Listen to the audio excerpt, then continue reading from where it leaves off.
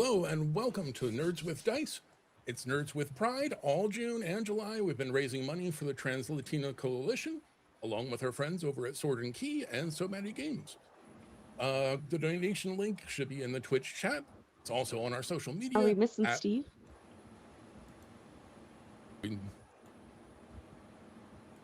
I can hear. Okay. I can hear you. Okay, I'm gonna refresh. Yes. The donation link should be in Twitch. It's also in our social media at Nerds with Dice.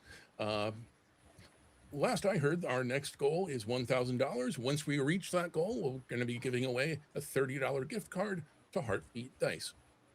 Tonight we're playing Call of Cthulhu and offering some special incentives during this game only. For a donation of $5, you can give the player of your choice a bonus die. If you're new to Call of Cthulhu, think of it as rolling with advantage on their next roll.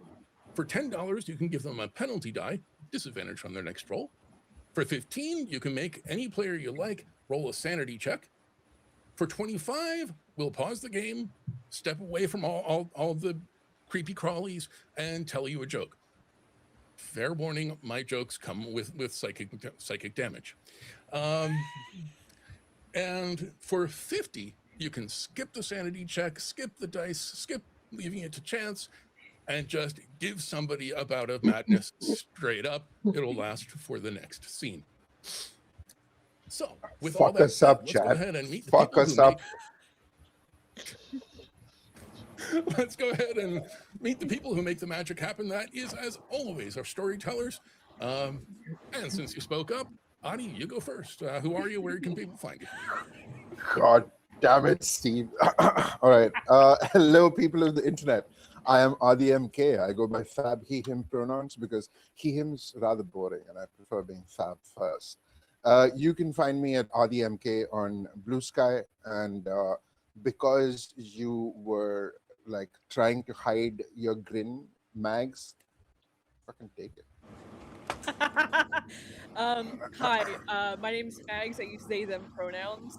You can find me co-producing at Streaming Rainbow now, or you can find me on Blue Sky, Instagram, or Threads at Magneto795.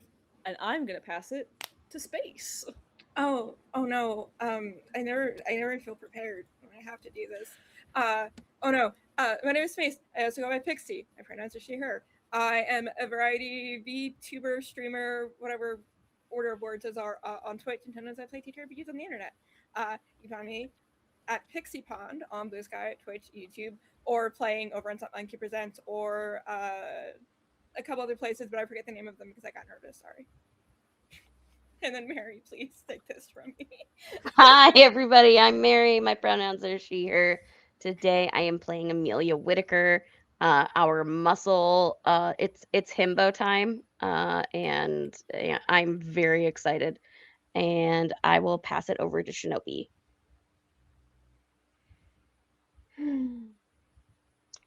I am Shinobi Sukiro.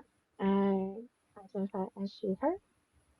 And I don't remember what else they wanted me to do, so I'm gonna pass it. Okay, I think to that whoever's left. coming back around over here. So hi, I'm Steve Anderson.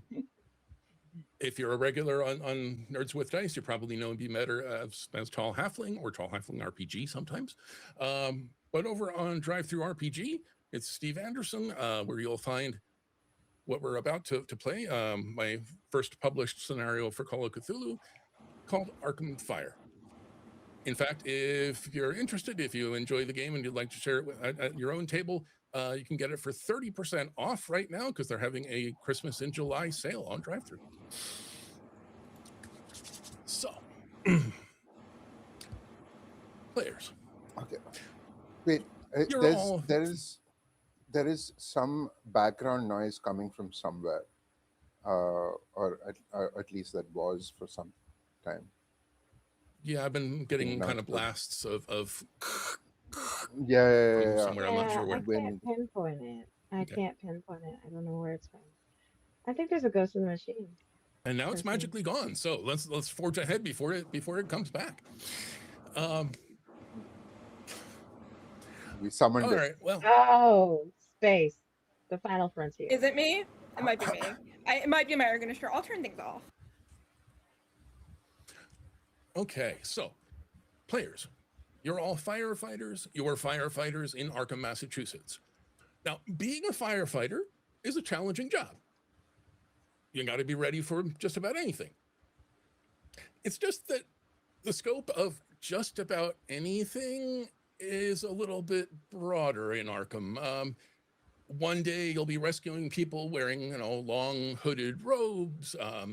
The next you might be dealing with an animal attack by a creature that shouldn't exist. In fact, you tell me, Mary, who are you playing? What's one cool thing to notice about them? And most importantly, what was the last call you all went out on? House fire, industrial accident, car accident, whatever. Goodness. My character is Amelia Whitaker. She's she, her pronouns. She is a very buff, tall lady. She has long auburn hair that usually is put in a braid that she kind of like makes almost like the flower crown like braid on her head. But sometimes she leaves it loose and long. Not on a fire day though. Nope, that's going up. We're not going to take that risk. Made that mistake once, never happening again. She also has some like gnarly scars on her. Like she has some on her face. She has some on her arms. She's also covered in tattoos. She's about like 6'1", definitely doesn't skip leg day. And I think the last job that we were on, uh, there was this weird hotel, and like we'd never heard of it before we were sent on the call. Even the address didn't seem right. But a job is a job. You can't let a fire get out of control. And when we got there, we put the fire out. We'll find out what happened when you got there. Cool, awesome. Space. Oh. Hi. Who are you playing? One or two details about them. And so you weren't familiar with this hotel or its address or its location, but that wasn't the weird part. What was the first thing that made you say, this is weird even for us? Okay. Okay. I am playing Vanessa Thorne, who is the medic of our lovely little group. I think it's very much like the girly girl who you wouldn't expect to like be a medic or be in like a firefighter group. Like just very feels out of her element, I think. But like very curly brown hair, always like tied back to keep it out of her way. Always carrying like extra bags, extra supplies in case she needs them. I feel like the first thing that comes to my mind is like a wiring issue. Like walking up to this house and like lights are going off for no reason. Like it's very much like maybe deserted, but a lot of like lights are randomly like flickering on and off, and like windows you can see from the outside. Okay. All right. Shinobi, who are you playing? One or two details about them. And what was the most dangerous part of dealing with this weird hotel with the flickering lights? Well, I'm playing David. David, um, a little bit of a shy guy, and he is the writer of the group, the scribe, the one who keeps track and meticulous notes. So, in his experience, in between open mic nights, the weird things were the walls. They seemed a little strange, um, almost like they were breathing. And I promise you, he did not take anything before his shift, but they carried a level of strangeness in them. And when he thought there was a fire, um, it didn't quite burn normal. You know, it's this burning sensation that's supposed to happen. It hits the center. It just takes it in. it dissipates and then it spreads outward. It didn't do that. Just like the fire was just on top of it, like it was a piece of, I don't know, like it was a nice overlay or something. It just didn't do anything. Cool. It was really strange. Okay. Aadi, who are you playing? One or two details about them. And listening to the story so far, the weird hotel, the flickering lights, the walls that were freezing cold, the fire that didn't seem to burn. What's the one big thing that your colleagues here haven't mentioned yet? What are they leaving out? Thomas Ashburn is around 5'11" and rather stocky. Very close-cropped brunette hair and some facial hair as well. He is a veteran of the armed forces. He was a Navy SEAL when he was in service, and now he serves the people in other ways. And the thing that they were not allowed to share, perhaps for reasons that would serve the public, is other than all of the folkers running around with books in their hands, the fire also, cold as it was, it took the shape of deer prancing around. And I swear to you, when I opened one of the doors, one of those fire deer motherfuckers stared at me in a way that told me to back the fuck off.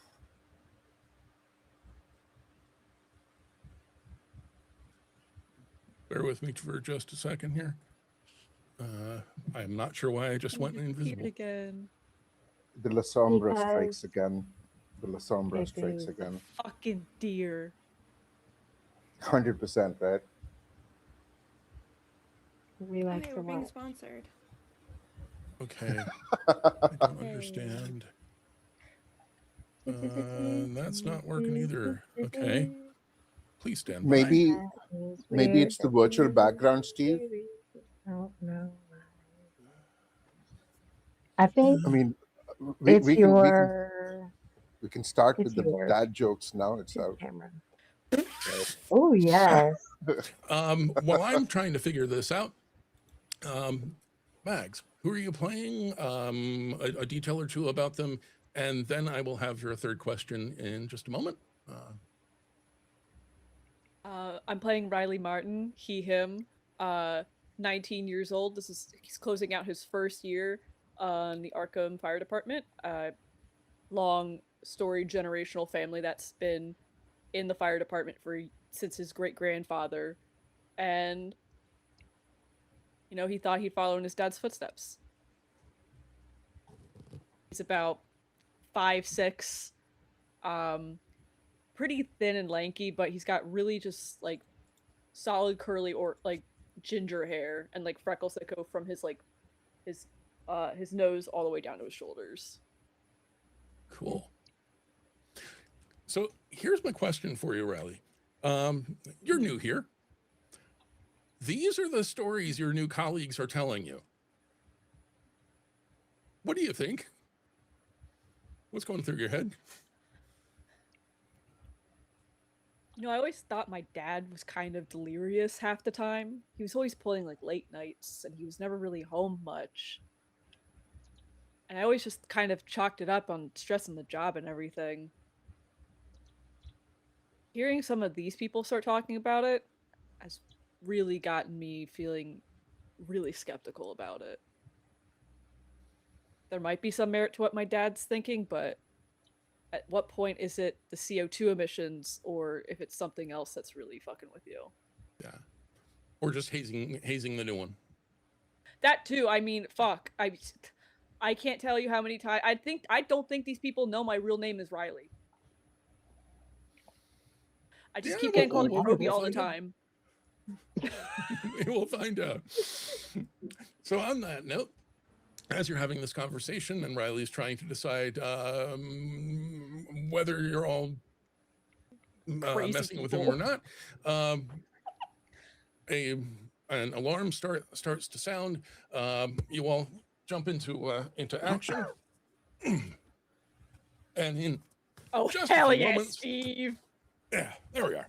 In just a few moments, you're in the truck. The doors are sliding open, and you are roaring out into the night. Lights flashing, sirens wailing, a whole convoy of emergency vehicles. So there's an ambulance, there's the fire chief's little truck. There are several fire trucks.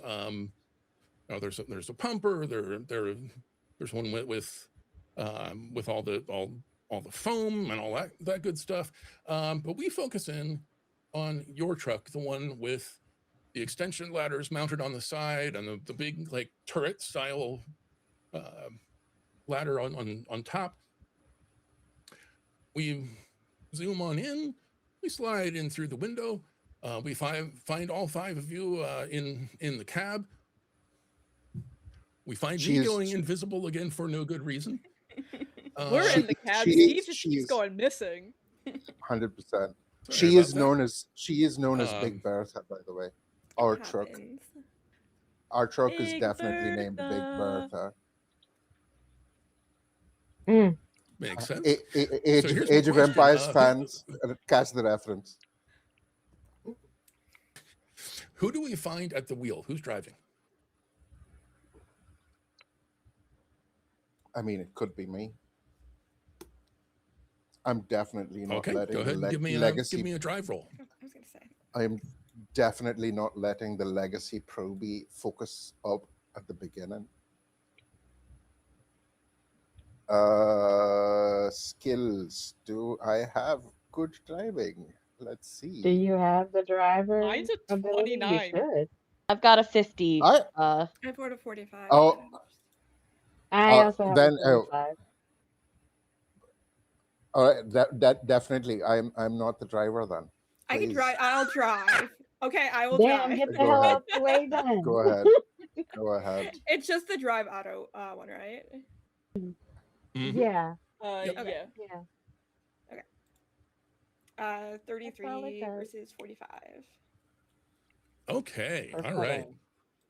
So I'm weaving through the narrow residential streets. There's a corner that your colleagues always seem to cut a little bit. Sometimes a bump up on the curb. Sometimes they end up snapping off some limbs off of an overhanging tree, but you navigate around it just fine. And a couple minutes later, Trees. What if there's a cat in them? you're pulling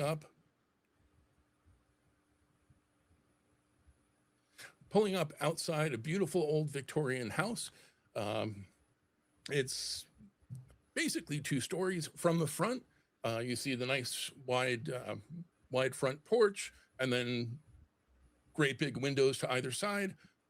That style gets repeated on the 2nd floor, and then there is a central tower that reaches up, and the little turret up on top is all there is of a 3rd floor of this house.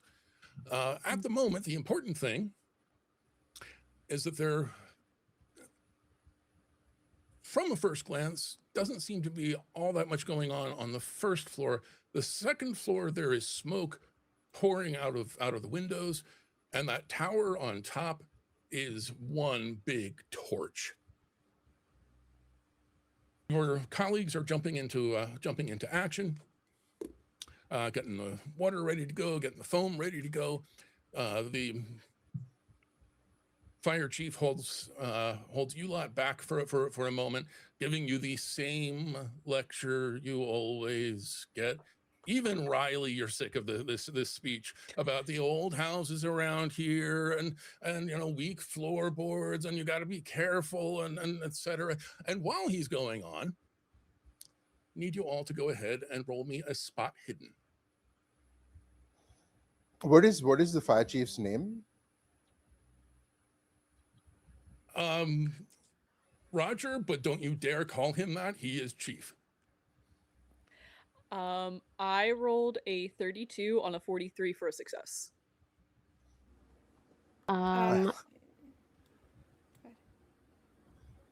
Okay. I rolled 76 over 40. got So a that's a 6. failure. Youch. We had a 16 versus 60. Is that a hard success? I don't know what that means. I know we talked about it. Apparently that's good. Yeah. So to recap, and for our audience, Mhm. the number you're rolling against is your skill is your score in that skill, just like any other TTRPG, except here it's a D100 roll under system, which means that number is also your probability of success using that skill. So if you hit that number or below, you've succeeded. If you hit half that number or below, that's a hard success, which in this case means that you are the first one to notice a little face looking out of a window up on the second floor, looking at the house. It's on the right-hand side, peeking out between the windowsill and the slightly open window. Hate that. What would you like to do? You're the only one who's seen this for the moment. Yeah, I think while staring at it, it's probably like nudging whoever like she's next to be like, do you see that? Kind of like pointing it away so other people can see it. Wait, this is in the house. Once this is in the house that is on fire. Once Vanessa points it out, you can all see there is a kid up there, surrounded by all this smoke. I can just go in, right? I know that I would be ignoring the chief, but I could just go in. What's the protocol? You could. I will plant an idea in your head, which is that if you like go in the front door, go through the heart of the fire, you can do that. You're a firefighter. You can do that. You don't necessarily want to take a kid back out through the heart of the fire. I will remind you, you have multiple ladders on your truck. Question about the fire itself. Uh-huh. So you said that the heart of it is like in the main entrance. Is there an area that looks like would be a safe entrance area? The main entrance, the first floor, is basically clear. The second floor, tons of smoke. The tower on top is completely engulfed in flame. Okay, so it's at the top. Okay. Yeah. Of the windows that we're talking about on the second floor, because second floor is going to go pretty fast if the top is on fire. Is there any window that looks like it would be a safe entrance and exit point? Well, the good news here is that this face is very much at a window, so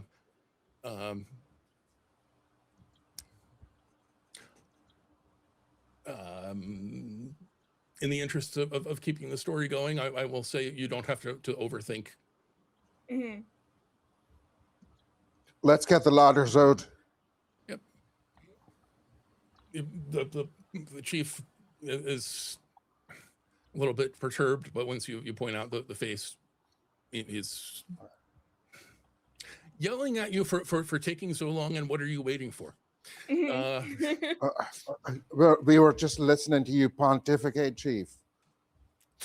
Polite people and all. We'll have a conversation about that later.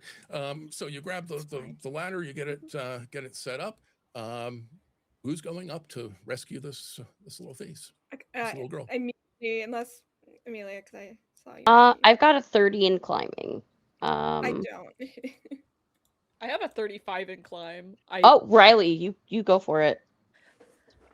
Riley's kind of like that squirrely ass kid who just couldn't sit still. Oh, I'm sorry. Mine's higher than I thought it was. God, sorry. Oh shit. No, go ahead. Honestly, I feel like we might get you to go up just because you're. So Riley's like a fucking natural when it comes to ladders. We're gonna try rolling this climb. Oh, and I rolled a 74 on a 35, so I think something bad happened. Okay. So, as a reminder to those who are new to the game, and as And quick explanation for our audience: when you fail a roll, you do have some options. If you almost succeed, you can spend some luck, but that would be like 40 some points of luck, which does not seem like a good idea. You also have the option of pushing the roll, which means you tell me how you're doubling down, make the roll again. If you succeed, yeah, you succeeded. If you push and fail, something bad might happen. We're not in a do or die kind of point yet. So, Steve, I'm a bit of a gambling man. I would like to push that roll. I think certainly Riley do. at first like struggles at first with setting up the ladder and like getting the proper footing on it. And like seeing like it's an older house. He's heard like horror stories from his dad of being like these rich fucking people with these old storied houses get really mad if you break something even though the building's already on fucking fire. Yeah. So we're gonna try that roll again. Oh, well, it's not as bad as a failure this time. It's a 42 on a 35. Yeah, and you can use luck to fix it, right? I could. But 7 points isn't terrible like spending. 7 points of luck is not terrible, and I have But- 7. But what is the cost of pushing? That also does something to you, right? If you push Yeah. and you fail, something bad will happen. Some keepers like to tell you what that is ahead of time. Me, it's a case by case. thank you. I would That's so nice. definitely say, I would definitely say that I mean, sometimes it's obvious what might happen if a roll goes badly. Sometimes it's not quite so clear, and I might give you a little more information to go on. I'll give you an option here, because I would not have let the Proby get on the ladder by himself, the little shite. So I would have been definitely going up after him, because I do have a 40 in climb. So Why didn't you say something earlier, Aadi? Because the young buck wanted to prove himself, like he always fucking does, right? And so maybe Proby fumbles and uses my face as a rung in the ladder. I don't know. Brings a neat meaning to the term sitting. Oh on my shit. lord! Dice hate me, guys. The dice absolutely hate me. So now instead of I'm also going to push myself. I think I hate Larry, Moe, and Curly over there on the ladder. In the meantime, I'm going to push myself. trying. Oh my god! Ooh. Ooh. Oh my god. in the what is meantime, happening? between time, We have David's other gonna ladders. take the stairs. David's gonna take the stairs. These We break the ladder. They're falling apart. They've had too many shifts. Hey, Aadi, I was what right happens about when wanting you to go push this in. roll? Huh? Yeah. So much to say about Proby. What happens now? So, for our audience, both died. Aadi did not just push and fail. That's a push and a fumble. I rolled a 98 over 40. So I think. Yep. So I think what yeah. happens, Riley starts to fall. Thomas is a little faster to scold Riley about carelessness than to actually like hold on to the Proby and the ladder. The two of you take a tumble. I'm gonna be really nice and keep us moving forward.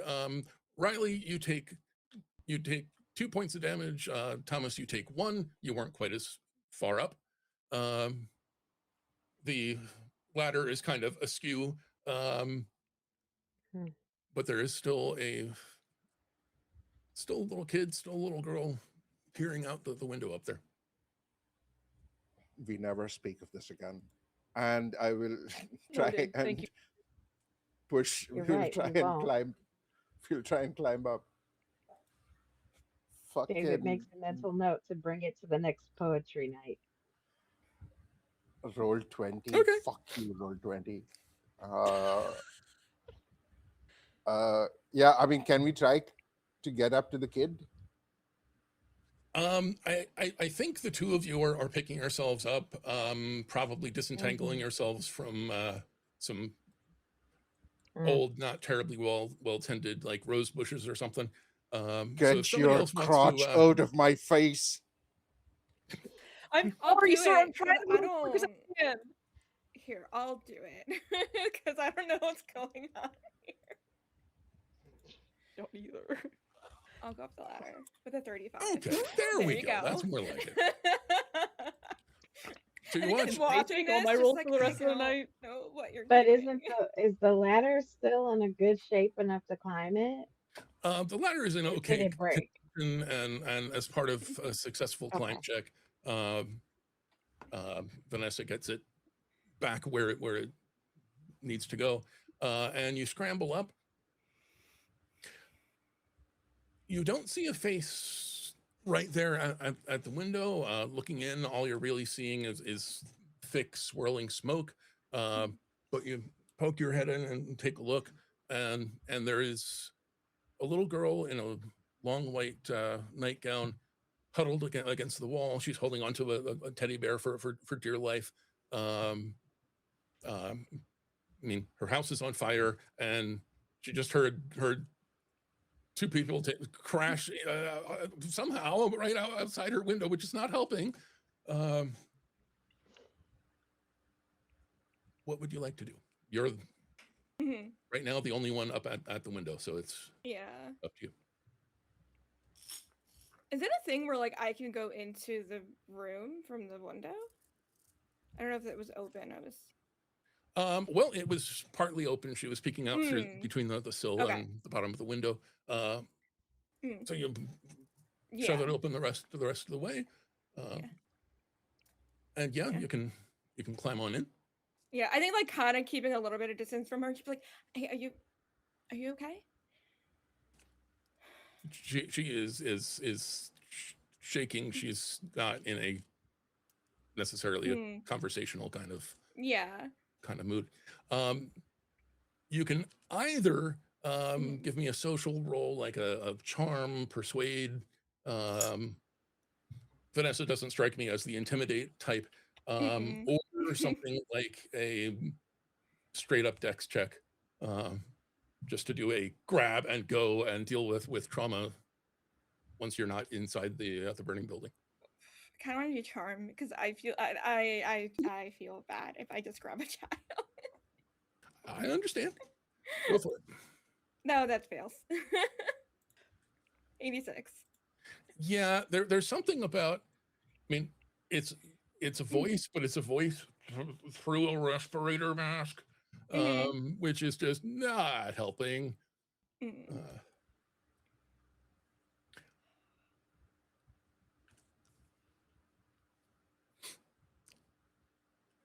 If you want to push, you can.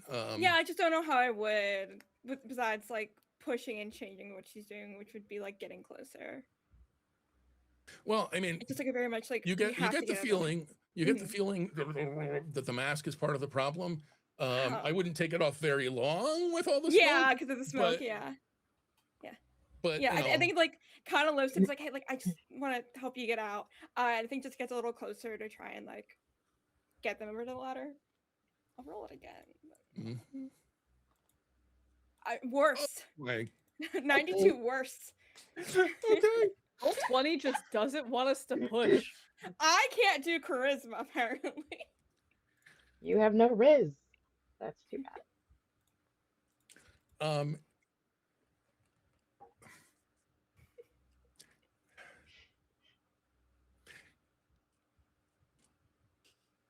Okay, so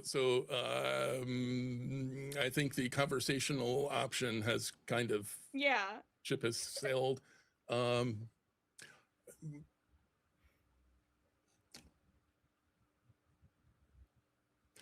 It takes a little bit more time and effort, and possibly another colleague coming up. But you you do eventually manage to get one little kid out of one window. That takes longer than it should. Yeah. By the time you're climbing back down the ladder, she's clinging onto you as hard as she is to the teddy bear. You get her over to the ambulance so they can check her out. It takes some coaxing to get her to let go of you. And as you start to walk away back toward the rest of the group, she reaches out behind you. Wait! Mama's in there. You gotta help her. Yeah. I heard her yelling for me through the smoke. Do you know where she was? What room? Okay, we'll find her. Yeah, I think just goes to the others and lets them know. Question about the child. Mhm. Now that we can see her, what dress? Sorry, this is, I think, the warning bells of like, does the child look like the right era? Because like we're at a weird Victorian house. Amelia's been doing Mary and this I are for on a the little same while. wavelength. Is this a Ring 7 days kind of situation, or Yeah. is this like a regular child? Yes, exactly. Willing suspension of disbelief, guys. Willing suspension of disbelief. I'm cautious. I'm sorry. I've only So been the- here a year. So the paramedics in at the ambulance have been checking her out.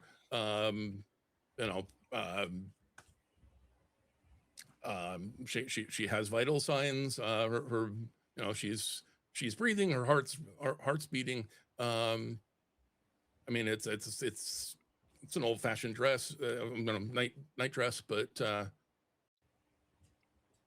it's not like she's walking through walls or anything. Good to know. Just, Good to know. Just that the lace is completely Regency era, of course. Yeah, can we just try and get into the fucking house? Like, yeah. Yep. So you're going through the front, or are you doing something else? What's the plan? I'll follow me, probably, and I'll just going Yes, into sir, the Thomas, front. sir. Going into the front and head into the stairs. And Riley I do very, have my axe pulled out as well. Okay, before you go in, thank you for the reminder there. Before you go in, you already have your firefighter coat. You've already got your helmet, your respirator. You've already got your standard firefighter stuff. But before you go in, you do have a chance to gear up. In mechanical terms, you can each choose one extra piece of equipment. The options include a fire axe, an extra tank of oxygen, first aid. Well, it's not a first aid kit; it's a medical kit, toolkit, that kind of stuff. There are multiples of them, so more than one person can take the same thing. But those are the options. What are you grabbing?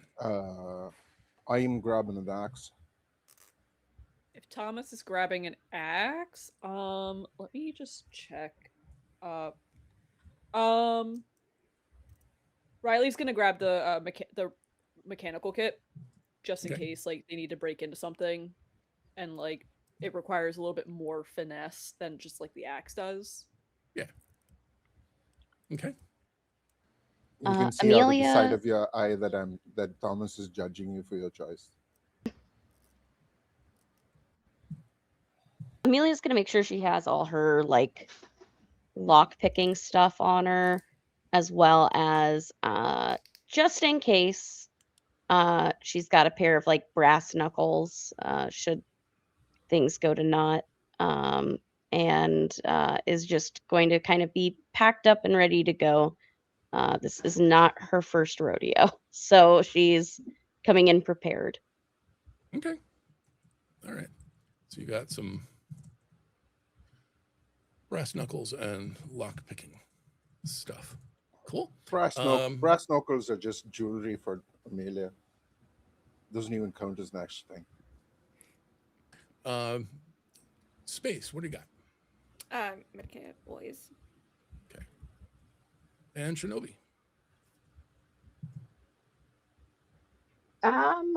Well, I'm definitely going to bring an axe as well. Okay. And of course, I have my tank on my back. Yeah.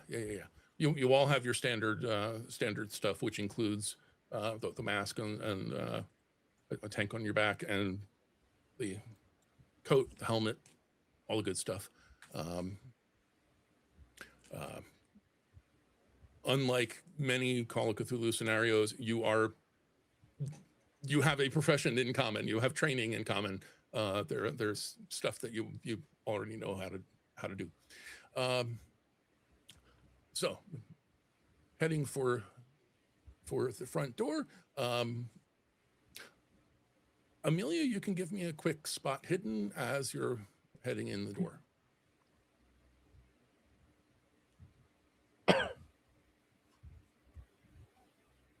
77 over 30. So nope. Okay. All right. So the front door is slightly ajar. Maybe that's wear and tear. Maybe that's something else. You have no idea. But you all head inside. There are two things that you immediately know heading inside. One of which is the general layout of the house. I'm giving our players a simple map just so we can call rooms the same thing and avoid unnecessary confusion down the road. But basically, I mean, it's a Victorian house. They didn't always just build rectangles. It's basically a triangular house. As you head in, you're stepping into a front hall. There are three main buildings on this floor. There's a parlor to your left. There's a sitting room to your right. There's a dining room ahead. And then there's an addition at the back that, glancing through the window, you're kind of guessing that's probably the kitchen. The other main thing that you notice as you're coming in is this place has not been taken care of. There's no furniture. There are no lighting fixtures. There's a cluster of wires sticking out of the ceiling where a dining room chandelier might once have been. You are very glad that you have the respirator and the oxygen, because absolutely, undoubtedly, this place reeks of mold. Delicious. And the lighting. We have the helmets with the lights on. So. Yeah. The only furniture that you see anywhere on the first floor, other than a crumpling old window seat in the sitting room, is a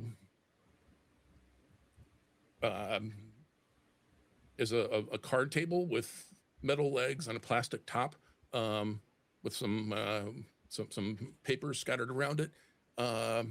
That's to your left in the parlor. The rest, this place just screams to you, nobody's lived here in a very long time. I'm going to quickly call out, is there anybody in here? And if I don't get a kind of reply soon, I'm just going to head straight for the stairs for the second floor. Okay, are you all sticking together?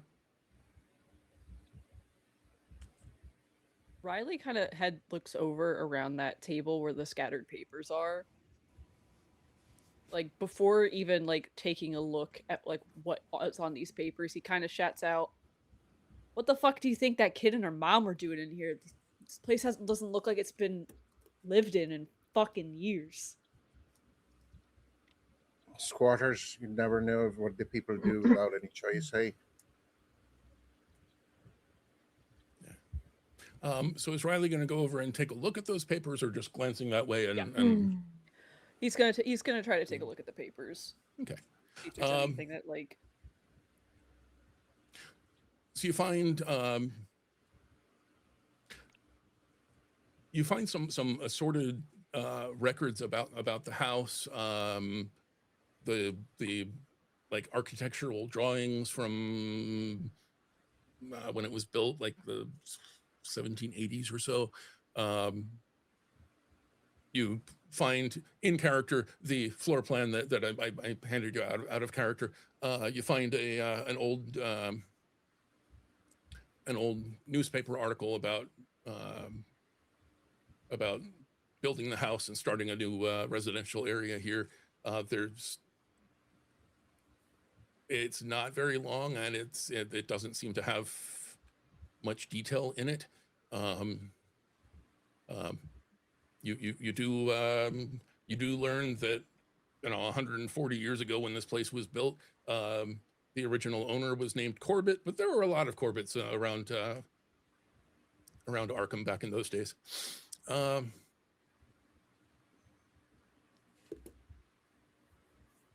other than that, assuming that you're heading upstairs is laid out very much like downstairs.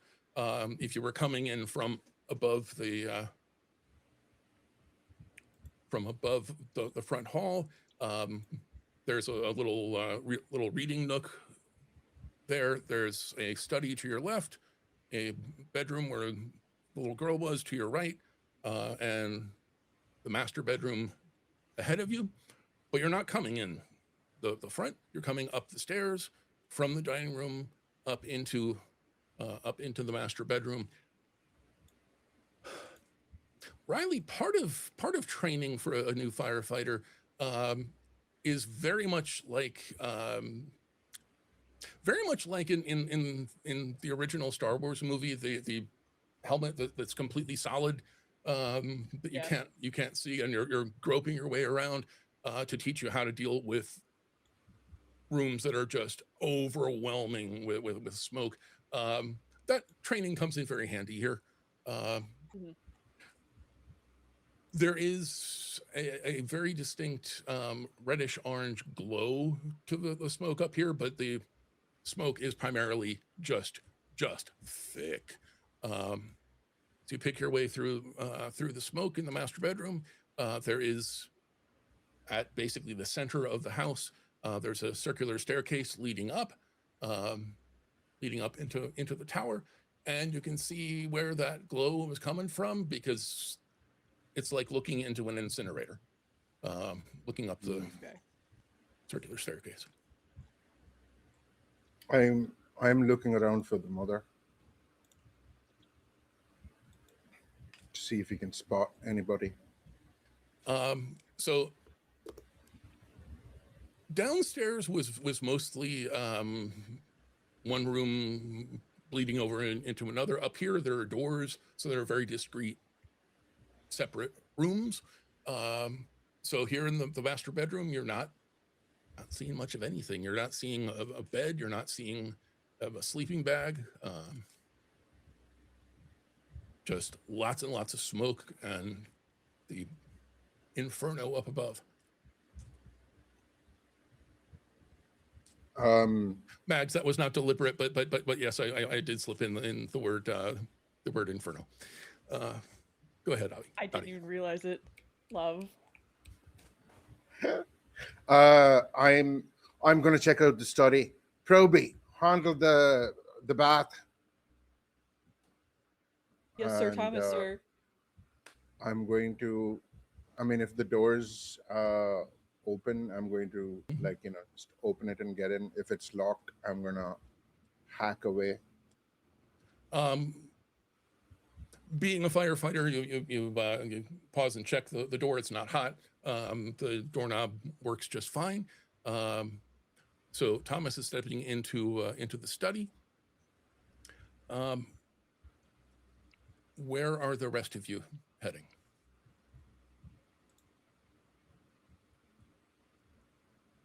I want to go to the bedroom that I found the girl in. I think just look around that room. Because she heard her voice up here. I know you said the smoke was like really dense and thick in this area. Is there anywhere specifically where I can tell it's coming from? Upstairs? Yeah, I mean, the tower is just Okay. a mess, And it's belching out smoke. Yeah, Riley's gonna go up the spiral staircase to see if there's anything suspicious with the turret. You place a hand with those thick firefighter gloves. You place a hand on the railing to go up the spiral staircase, and you jerk it back. The railing is searing hot. The stairs are looking up. With all your equipment, you still would not want to be up there. And I mean, Okay. bottom line, if anybody is up there without all your equipment, there's not much you can do. Riley's gonna stand at the base of that spiral Staircase. staircase. Yep. That word. Just in case like anything like starts like crashing down or anything, so he can kind of like be like first in line to kind of do something about it. Yeah. Looking up, you can hear the sounds of the rest of the fire department working on getting some water and some foam up on the tower, but they're going to need a couple minutes. Yeah. So, Amelia and David, what are you? Where are you heading? Amelia's gonna try and since it's so smoky in here and she's worried about like we don't want to create like a firebomb area. We need a place for heat to go. So I think she's thinking of where can we put a vent so smoke can get out. Maybe we can get a bit more clarity so there's not too much like built up air that can cause like a big boom to happen. So I think she's trying to like she's not the smartest person, so she's just going through her training of where can we put the vent so we can at least see clear, where can we put this so hot air doesn't get too trapped, that kind of a thing. Okay. Well, from outside, you saw that there are loads of windows on the street facing part of the study and the front bedroom.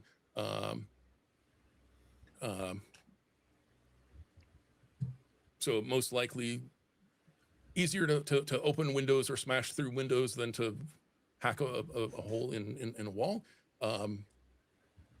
So I'm guessing that you're going along with either Thomas to the study or Vanessa to the girls' bedroom. Correct. You have a I preference? I think I will go to the girls' bedroom because Okay. books are intimidating. Okay, fair enough. And David, what's your plan? David's gonna go check the bath in the storage room. Okay, cool. So like the rest of the house, the bathroom and storage room, the later addition onto the house, are bare and crumbling. You can see pipes sticking out of the wall where fixtures once would have been, but it seems like that was quite a while back. Thomas, you're heading into the study. This was once a beautiful space. Once upon a time,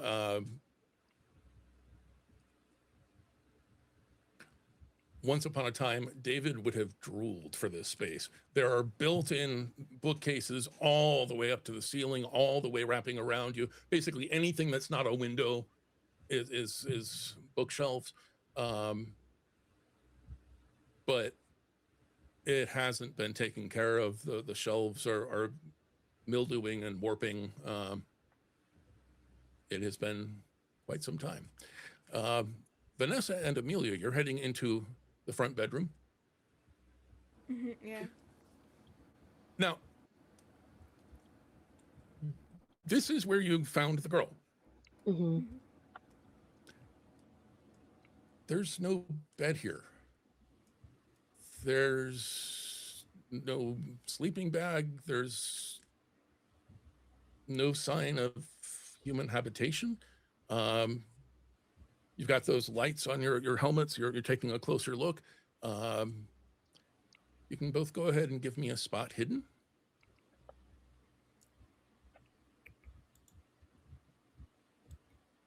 Ooh, hard Okay, success for 4. Amelia. Yeah, no. Clearly, we are using up the bad rolls first, which means you'll get the amazing rolls later. For but, me, anyway. But Amelia's got it. So like the rest of the house, there's a layer of dust on the floor.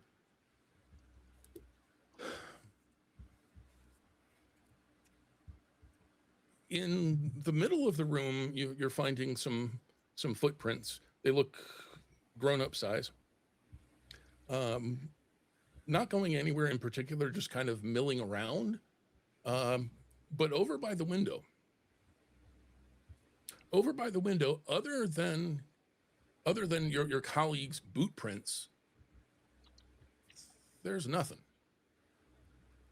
There aren't even footprints like directly underneath the window where the girl would have been standing to look out.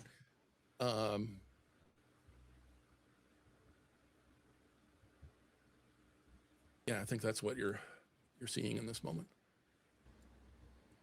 As she like notices that there's no like child footprints, there's no like teddy bear or toy, there's no bed.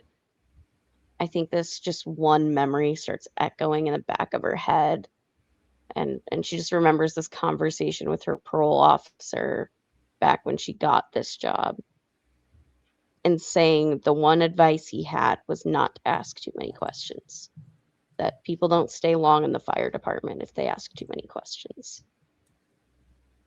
Okay. And she just this just echoes as she notices there's no footprint, and it just gnaws at the back of her head. Okay. Do you point that out to Vanessa, or? I think she will, just as very like not giving it the weight it deserves of yeah, there's no footprints. I'm gonna break open a window.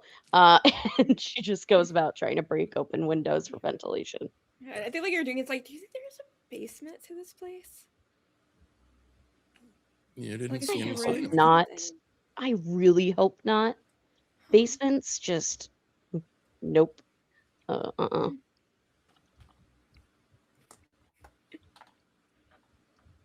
Okay.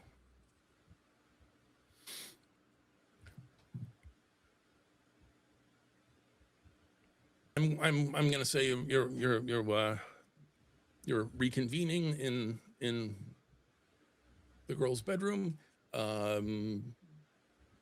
What's your plan? What's your next step? I mean, did David spot anything in the nothing else in the bathroom? I mean, there are the storage- pipes where fixtures would have been. In the storage room, there are old warped shelves. It seems to match the rest of the house. Okay. And I didn't spot anything in the study other than desecration of what was once beautiful literature. Yeah. If you're coming to the front bedroom from the study, you'd also pass through the reading nook. Again, would have been a beautiful space once upon a time. There's a built-in window seat. You can imagine somebody spending hours and hours here, reading a book or something. But it's in the same condition as everywhere else. I mean, in my quick foray into these two rooms, I think I would have tried to knock out any of the windows, just to let air escape. Mhm. But yeah, I will reconvene in the front bedroom. And I mean, can we get on radio and just go like, Chief, any word with the waterworks? Yeah, you hear back. You know, they're working on it. It is a fierce fire up there. It's going to take a few minutes. Have you found anything in there? I mean, it looks like So, it's you know, basically quarters. don't dally.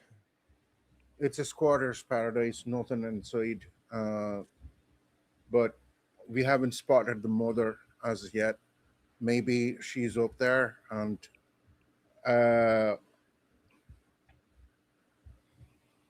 Proby, what did you find from trying to get upstairs? I mean, is it as fucked as it seems? It's a disaster zone up there. I can't even touch the guardrail without feeling it through my gloves. We need that water. We're working on it. If you've finished the sweep, get out of there. We'll make a more thorough search once the immediate danger is resolved. Okay. I mean, as per our training, is there anything else that we could do in this situation? I mean, you haven't been trained for this specific situation, but you know, you make a sweep. You see if there's anyone to help. You make sure to include your own safety and the safety of the team in your calculations.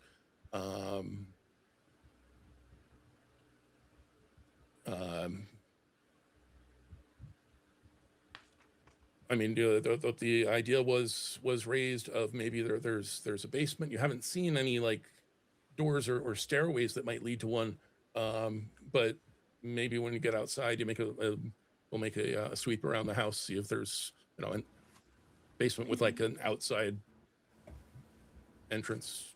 Where's my thought? Right. Well, right. I will turn to Vanessa and Amelia. Did y'all spot anything in here?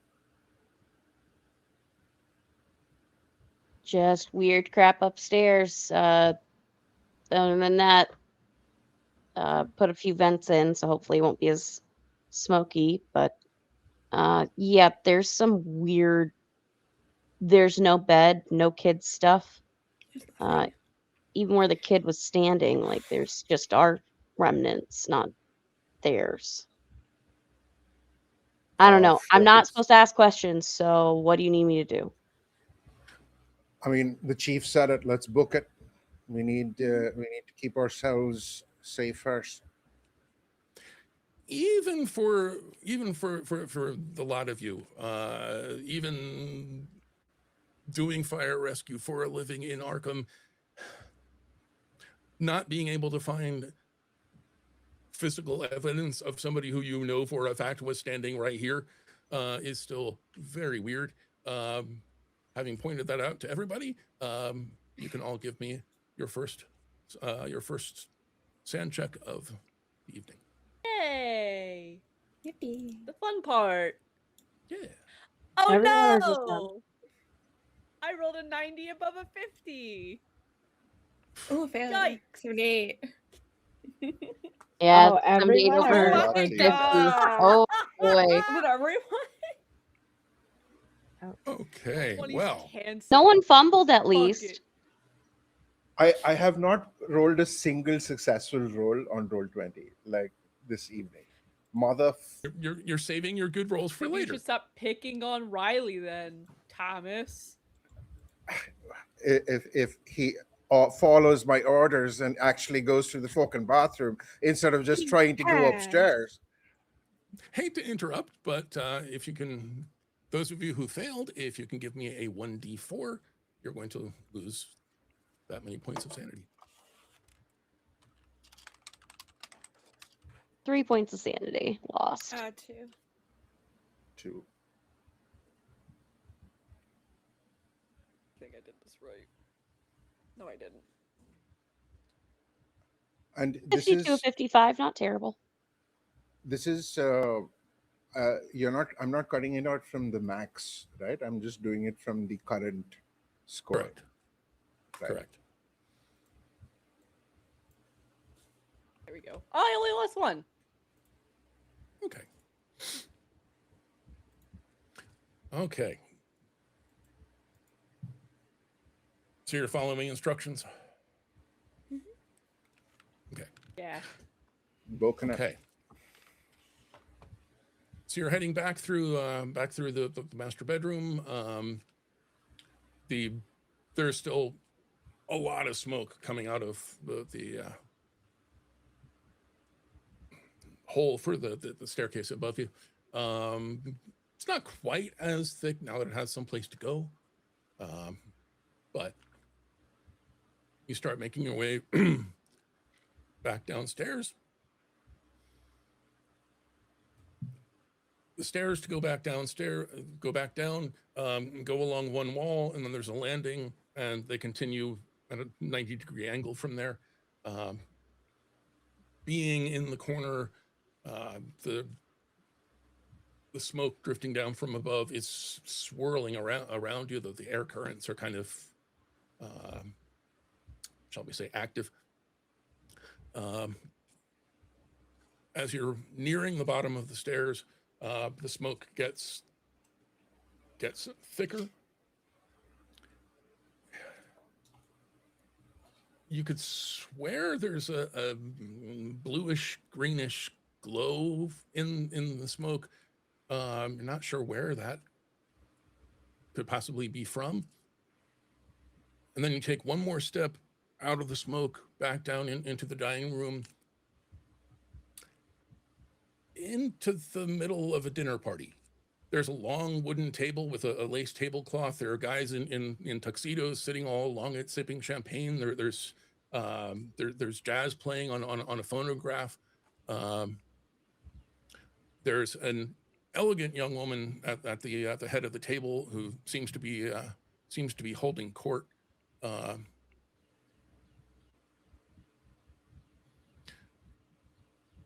Everybody is listening to her stories, laughing at her jokes.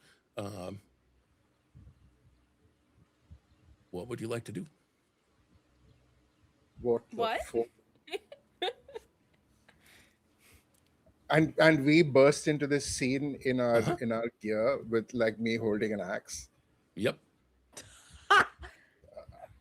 And they don't respond. Amelia's checking her oxygen tank because she thinks she's like hallucinating. Yeah. I mean, do you think it's the mold? I mean, chemical gases. I mean, I don't. could we be haven't been ergo. in for that long though. Yo, I mean, he can get. spit it up, I guess. I'm just gonna try and yell out at these fuckers. I mean, get the fuck out of here! The building's on fire. They do not respond whatsoever. Can I touch them? And Amelia, the gauge on your tank is perfectly fine. Doesn't indicate any issues. There's a rather large gentleman sitting down toward the other end of the table, who leans back in his chair. You hear it creak. He's puffing away on a cigar. Well, you certainly do know how to throw a party, don't you, Miss Eleanor, was it? Silence falls across the table. The woman at the head of the table bristles a bit. That's Miss Barnes, sir. Or professor, or doctor. I was going to save this for dessert, but as of this afternoon, tenured Professor Barnes, sir. And he kind of deflates back into his chair. And the conversation continues. Riley's gonna try to approach the table. He can see that like no one around like the group is like acknowledging us or like hearing us talk. But he's gonna try to like reach over and try to grab like one of the champagne flutes to see if like this is like a if this is kind of like a weird like crossing like phases thing, or if this is like actually like a real thing that he's experiencing. You reach out for the glass, your hand goes through it. That's good to know. I kind of like relay that. I turn over to like Thomas and David, and I kind of just like start swatting my hand across like everything at the table, being like, they're not gonna acknowledge us. We are ghosts. The folk. Yeah, and does the house still seem to be on fire for us? Looking back up the stairs, you are seeing smoke around you. Well, I mean, there wasn't really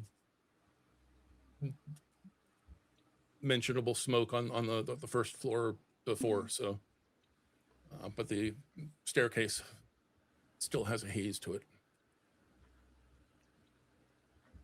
Right. I don't know about you lot, but I am ready to get the fuck out of here. As you say that, there is a scream from up above. There's a concerned murmur that kind of runs up and down the table. The woman at the head of the table, Eleanor, Dr. Barnes, whatever you'd like to call her, jumps up, looks up toward the second floor. Sophie, baby, are you okay? And she's gonna dash for the stairs. I know Riley stepped over to the table. The rest of you, are you still like standing at the base of the stairs? I think Thomas would have moved to kind of like try and take the needle off the gramophone. Like, so maybe not directly in front of the stairs, but yeah. Okay. So Amelia and Vanessa and David, she runs right through you. Can I follow her? She's gone upstairs. You can. She is running up the stairs, disappearing into the smoke. I'm so curious. And a few moments go by, and the guy with the cigar leans back in his chair. Well, certainly don't know how to throw a party, Miss Eleanor, was it? And she's back at the head of the table, bristling and standing up for herself and announcing her tenure review. It's a fucking loop. Oh, God. It's one of those fires. Oh, fuck me. What do you mean, one of those fires? Do you think we were hazing you? We were warning you, lad. Mm-hmm. Okay, so Vanessa is heading upstairs. What about the rest of you? Riley will be like about like 5 steps behind Vanessa. Yeah, I mean, oh fuck. And yeah, I'll go up again. I'm because gonna I have to take care of the brat. I'll stay It's not a downstairs because I brat. want to see what happens at the table. Like if this is something like where we are seeing a replaying, like Amelia thinks back to these books that she would listen to, and I'm like, maybe they're trying to show us something. So she's gonna try and watch down here if everyone's going up there just to see if we can connect stories and figure out what the hell's going on. Yeah. Okay. I'm like very curious if things are looping down there, if anything's changed upstairs since we came down. Okay. And if once she does like come up, I want to see if I can figure out where she was heading to, like what room. Sure. Yeah. Oh, okay. I thought Shinobi was frozen, but it looks like you're back. I never left. I've always been here. Okay, all right. Sorry, I couldn't tell if you were rapt attention or if it was a technical thing. So it looks like most of the others are heading upstairs, following after Eleanor. You staying behind with Amelia, or are you going up, or are you doing something This else? looks like a loop.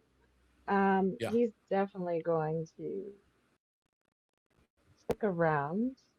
He can't touch anything, right? I'm gonna Seems that check way. around on the ground, like around the table, the chairs.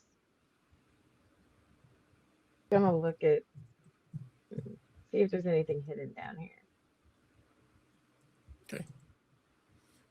I Okay, mean, it so doesn't seem like anything's on fire, so they look okay. happy. Um,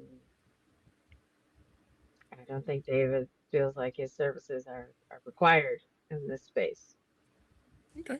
but he's gonna search. Just look for danger. Okay. Fair enough. So Amelia and David are staying downstairs for the moment. The rest of you, you hear the scream again. You see her rush back up into the smoke again along the stairs. You follow along.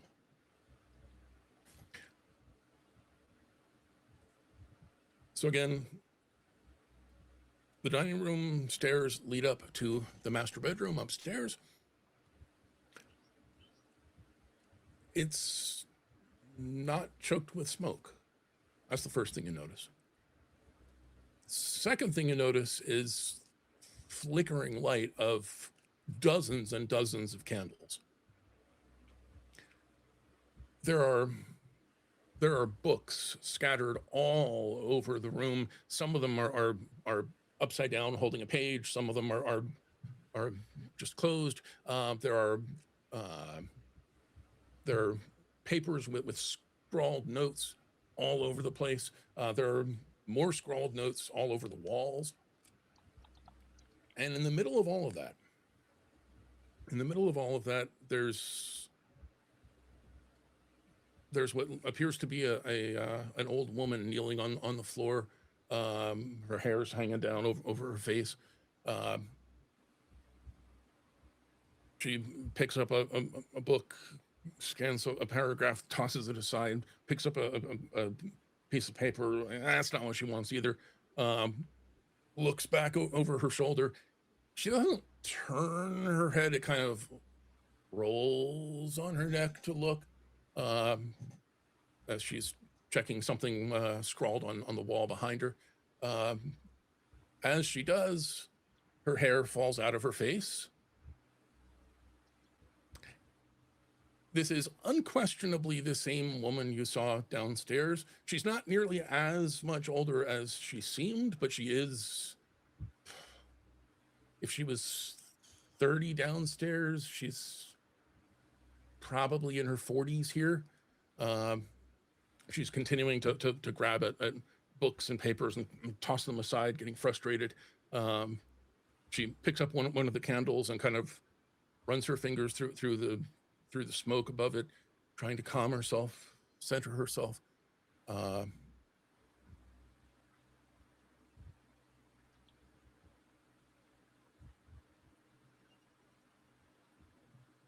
What would you like to do? Can I try and see what Mad Eleanor was trying to look at that is scrawled on the wall? Mm-hmm.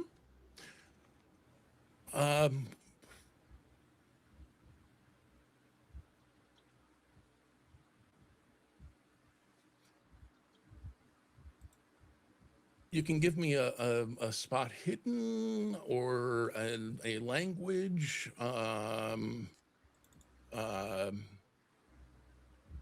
Arguably even library use.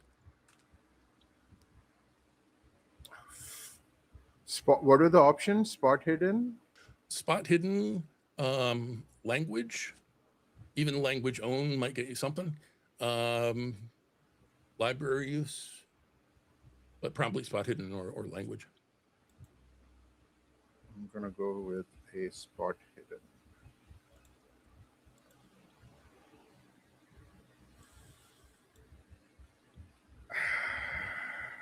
I rolled a 98 I to don't a know what 40. you did to roll 20. I've clearly been not giving it the attention that it's due. Steve, is it okay? Is it okay if I like roll Before you finish outside your sentence, yes, of course it is. Now, now, what were you going to ask if it's okay that you do? I'm just going to try and roll other D100s. Fucking roll 20. Yes, does not yes, like You me, can man. you can use. First off, this it's fantastic- Cthulhu. You're supposed to die. Yeah, but at You're least not let me supposed to have a fumble every other chance. roll. That's like Yeah. the odds of this happening. Cthulhu, are you're really supposed to fucking eat B's stupid. and L's all night long. Yeah, but like failing every single fucking roll, that's impressive at this point. Yeah, that's true. Yeah, I just did you rolled do? on Google Dice Roller, and the first result I got was an 89, and the other result was a 94. See, there I you think go. it's Sometimes the It's dice tell you. a story. Clean your mean, cachet out. Maybe Thomas just needs to die. Yeah. I was No. also gonna ask the same question that he asked. Our rolls would be so much better if Thomas just. you know, with a total of 3 rolls around 90 90 here as you're trying to read this stuff. Christ. Go ahead and give me a sanity check. Yeah, that's fair. that is very fair. The one thing you'll roll off. I believe in you, Aadi. I believe in you so much. I pray that you don't fail. Listen. Sorry, That I tells me wait. everything I need to said know. I said I was going to roll off roll 20, and I automatically was conditioned to do that. I rolled in Dice Roller, Google Dice Roller. I rolled a 19.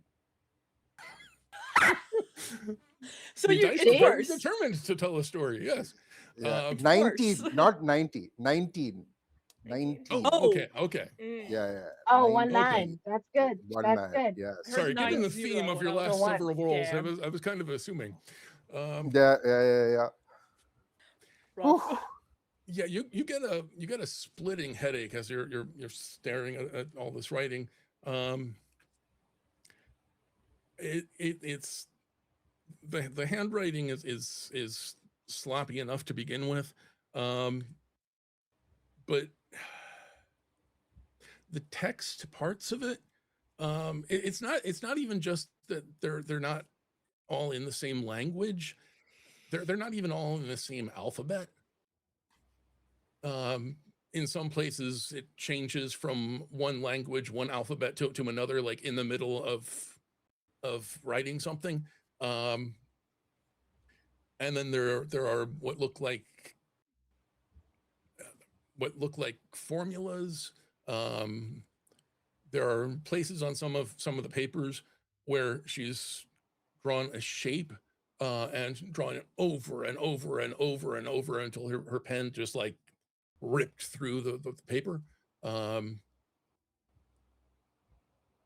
Some of these are circles, some of them are squares. There's a double pentagon that seems to show up repeatedly. The one thing that is in English, and you see it again and again and again, is Sophie.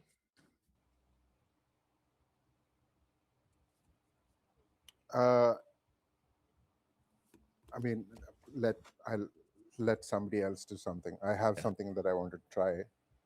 Yeah. But I would like to roll spot hidden to see if I can find the girl anywhere, like in like, or like even hear her, or like get some sort of clue as to like where she could be, if she is even here. Okay. Are you sticking here in this room? Are you venturing? Hold on. Further. So we're upstairs. We are upstairs. You're in the master bedroom. right? Yep.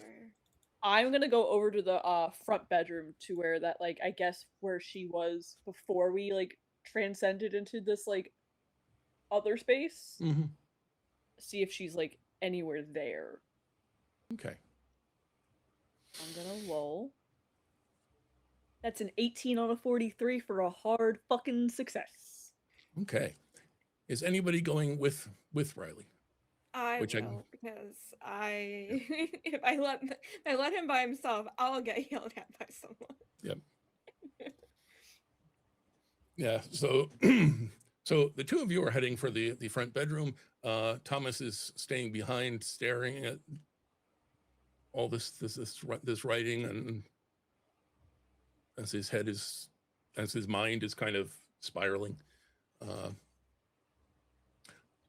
In the meantime, Amelia and David, you've watched the loop downstairs several times through.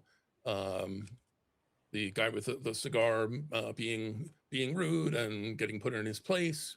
The scream from upstairs. You've watched Eleanor yell, "Sophie, are you all right?" And dash up the stairs over and over again. Do they ever mention a time era? Judging by the way that they're dressed, judging especially by the fact that the jazz is playing on like an actual old-fashioned phonograph, you would guess somewhere around the 20s. Also above table, if since you're playing Call of Cthulhu, you would definitely guess 1920s.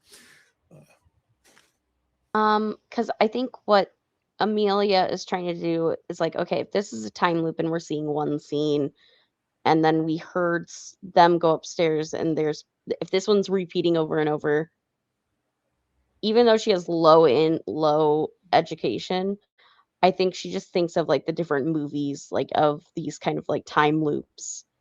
And it's like, well, maybe each room has something. So she's trying to note like time era, event, if we need to figure out the order of things. So she just kind of notes that in her mind. And she'll look over at David and be like, okay, well, I think we picked up info from this. Do we want to try another room? Kind of figure out how this all connects. I don't think we're getting out of here unless we figured it out. Agreed. He takes out his notepad, pulls off his gloves. Maybe this space has some significance. He scribbles down the order of the room and the placement of the people. He looks to see if there's anything on the table that is tangible, something that maybe sticks out that he can grab and actually hold that's corporeal. You're not. I mean, your hand goes through the table, through the people. Okay. You're not falling through the floor, but Is there anything in the that might room? be, just kind of the tropes of how these things work, that you can pass through anything on the face of the planet except the floor. Yeah, he's, it's fine. He's sure, apparitions, whatever. Corporeal. Nothing else in the room is corporeal besides us. Seems that way. All right. He's gonna go upstairs. Okay. So Amelia and David are rejoining Thomas upstairs. Vanessa and Riley, you're heading into the front bedroom.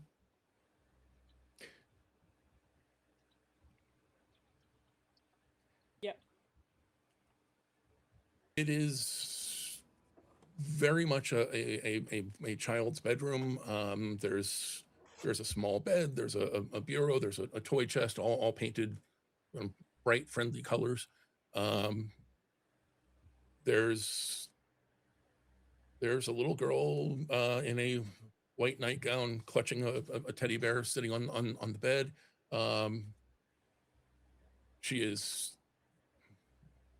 She is in full pout mode. And if you listen very carefully, you can't hear Thomas, you can't hear Amelia or David, but you can hear vaguely in the distance the sounds of the dinner party.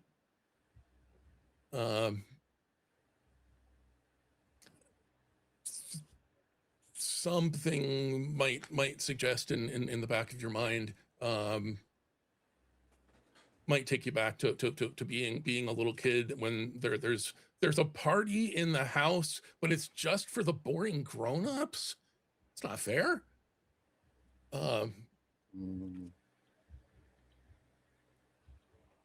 As she's sitting and pouting on the bed,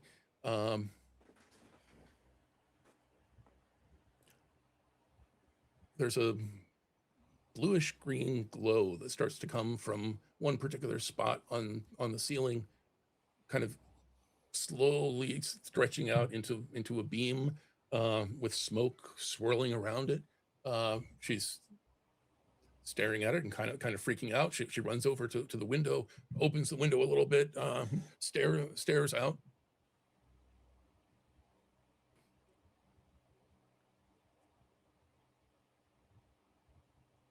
A voice drifts out of the smoke. Sophie, honey, can you hear me? Can you hear me? Definitely Eleanor's voice. And then there is a scream. It's the same scream you heard downstairs.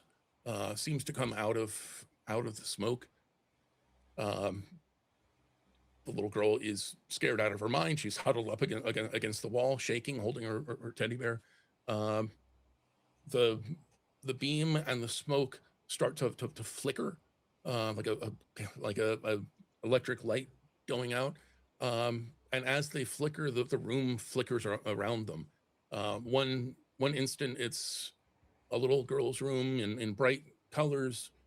The next, it's an old, crumbled, moldy, uninhabited space. One moment, it's bright daylight out through the window with birds twittering in the garden. The next, it's nighttime with red and blue lights flashing outside, back and forth. There's a thump against what sounds like the outside of the wall of her bedroom. There is a very loud crash, and big muffled voices seeming to argue. And then eventually you start to see a shape coming into view out the window. You see the very top of a helmet like the ones that you wear. And just as the helmet is reaching the windowsill, she's back in bed, pouting about not being able to go to the party. Back in the master bedroom, Mm-hmm. I think Thomas would turn to Crazy Lady and would, I think, kind of try and see is the extent of what is happening in this room, but is also going to try and get on the radio and see if he can get in touch with Chief.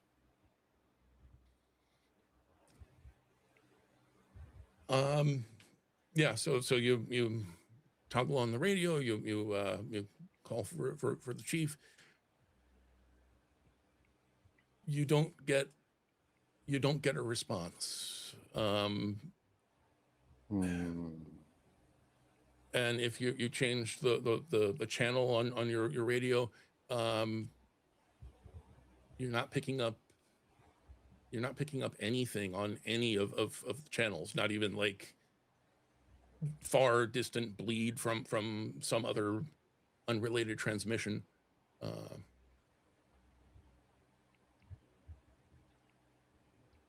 No, that is fucked.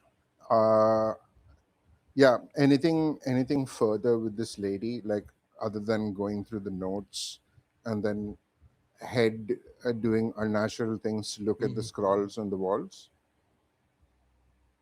I think that's pretty much what you've got for the time being. You've been in here looking around long enough. I mean, again, different languages, different alphabets. The formulas on the walls seem like wildly different kinds of areas of science or math. Some of them don't even look like science or math at all, just shapes and symbols that you don't recognize. And in this space, there is no heat or smoke. If you pass your hand through the flame of a candle, your hand just goes through. All right. I'm just going to follow Vanessa and Riley. Okay, so the problem there is just really I think focused. by now, when you look up, Amelia and David have joined you upstairs. Don't look too hard at the walls. They almost made my nose bleed. Vanessa and Riley have gone into the kids' bedroom, but I haven't heard from there since they've been in. Why? And hey, we have to try and find what is happening, right? This child, Sophie. We've already looked. I got onto the right, I mean, but we haven't looked here. he's looking around.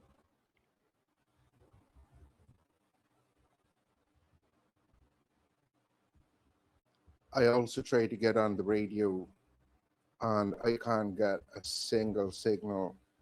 Definitely no chief out there. Because we're in a I time think loop. we're home right now. We're in a time loop. What the fuck? All right. Arkham Fire. All right.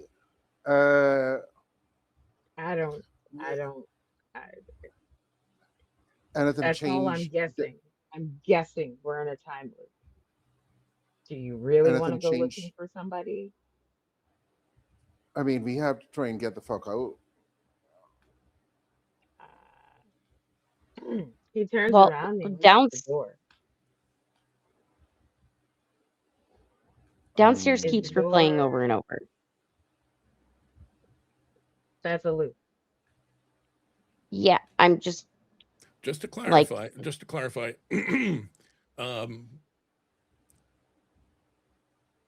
people have mentioned a couple of times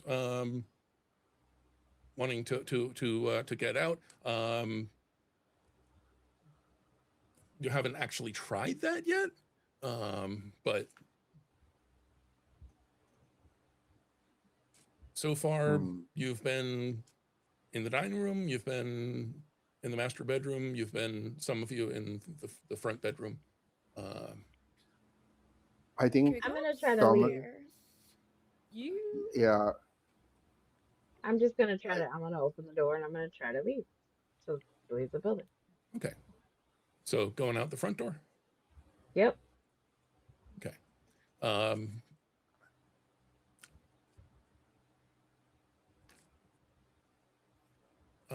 Thomas and Amelia, are you going with, or do you have other plans?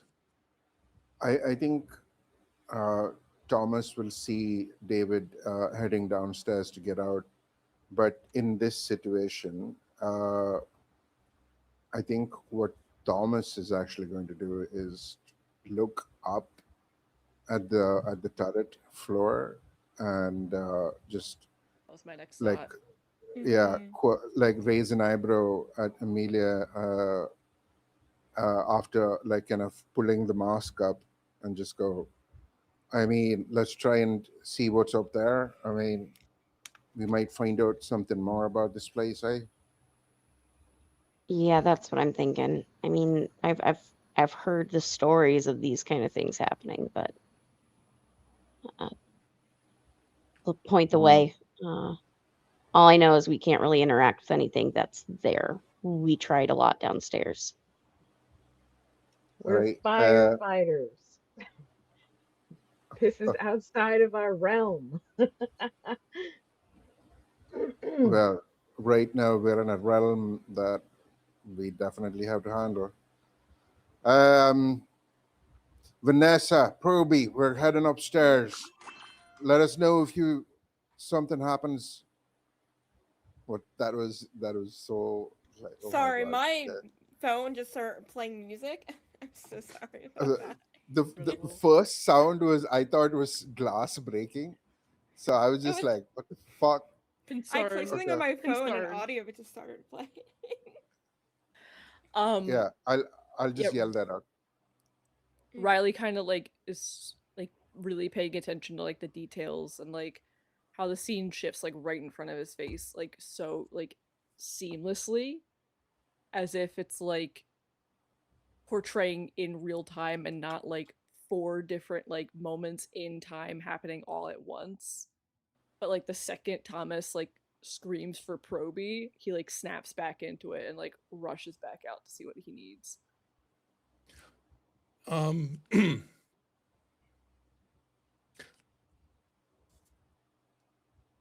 hate to neg a player, but you don't hear Thomas call for you.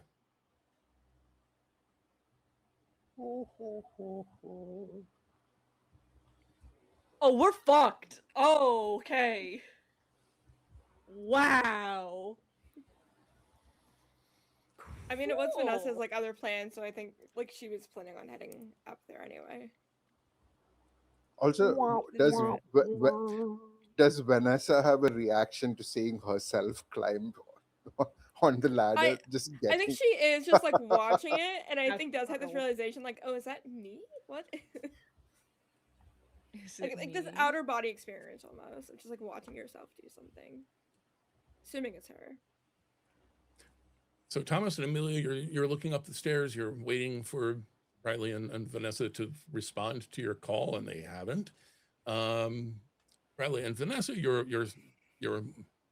watching the girl loop. Um, Riley, you're listening to yourself fall off of a ladder over and over and over again.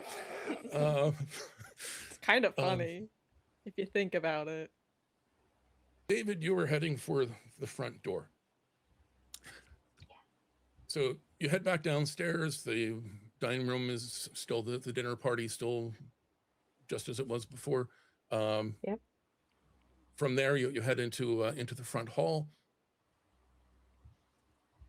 You notice that as you step into the front hall, the noise of the dinner party just stops. As you're walking toward the front door, there's a knock on the front door. Bam, bam, bam, bam. Pause. And then bam, bam, bam again.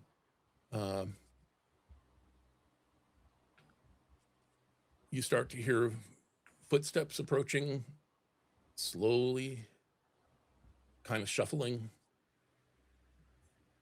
from somewhere behind you. A He's walking behind you. um, a He starts yeah, quaking a little bit because he's like, fuck, I just wanted to go home and eat a nice dinner. yeah. Are you waiting to see what happens? Are you going out the door? I don't want to assume. Well, I got two options. I can turn around and face whatever's behind me, or I can go out the damn door. You know what? I got the axe. I'm gonna go out the damn door. Okay. But I'm not gonna just open it. I got the axe in my hand, Mhm. and I got my other hand on the doorknob. Okay. All right. So you open the door. There has just been another bam, bam, bam, bam. There is nobody on the porch. Looking out from the house, and as you step out onto the porch, it is bright daylight. It's the first thing you notice. Didn't we come here at night? Uh-huh. You remember walking up to the house. There's a path from the street up to the porch, and you were walking 2 by 2, just fine. As you're looking out, you're noticing that the whole yard is overgrown. The greenery is kind of taking over the path. There's barely room to walk 1 by 1 down the path.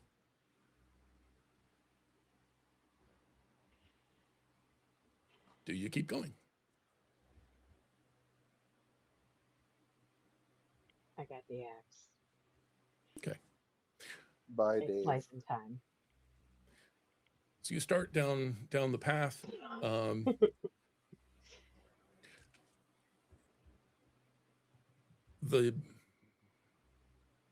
There's vines and greenery growing on the fence, and as you walk down the path, it's more and more overgrown. The fence is sagging under the weight. That looks heavy.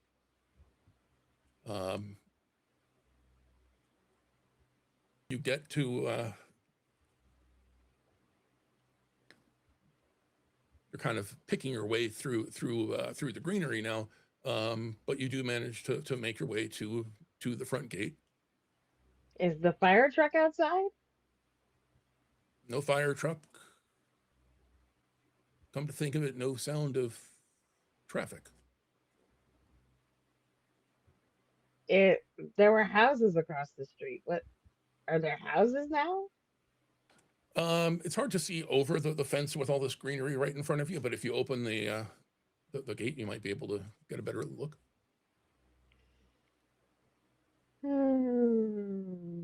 Insert Admiral Akbar. It's a trap meme. Yeah. It's Cthulhu. It's fine. It's okay. What's a little sanity loss between friends? It's not between friends. It's probably just you. Well, your own best friend. That's okay. Hey, that's the best kind of friend. The bestest friend in the world. So Sometimes it's nice to have a friend who actually listens to you. That's all I'm saying. No one else. You listen to Well- yourself? What? Rarely, but So I turn around at this point, see if there's the house, if the house is still there. there is not. House is gone. What you Well, see, damn. what you see from standing by the gate here, you see the remains of the burned out husk of a house. Looks like it burned down to the ground years and years ago. It's been mostly reclaimed by the greenery. Oh, that's the house I came out of? Mm-hmm. I'm gonna go through the gate. Fuck this. I have no idea what's gonna happen to me, but Okay. David is piecing the fuck up out of here. He's terrified, and he's not a paranormal whatchamacallit didgeridoo dog. Boyo is a regular ass firefighter who's seen a lot of weird ass shit tonight. Okay. And he wrote a poem we about all? it. So you reach out for the latch on the gate, and I as you want to do, climb up and look over it. Is that possible? Okay, so you approach the gate to Yeah, I look kind of want to through. just like peek over it if I can. Yeah. As you reach the gate, there is no gate. The fuck you mean there's no gate? You just told me there's a gate. As you reach the gate, it's not there. As you look around, you are standing on what looks like a battlefield, a crumbled stone and rock everywhere you can see all around you. The ground zero seems to be where, looking behind you, ground zero seems to be where the house was. Looking out past where the gate was,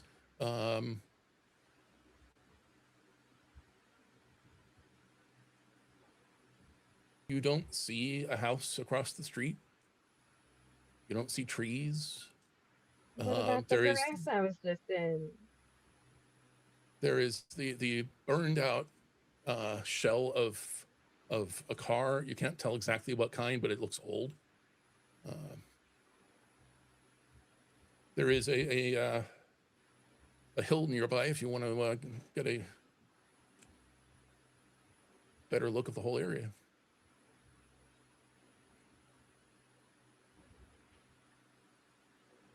And for a penny and for a pound, they say.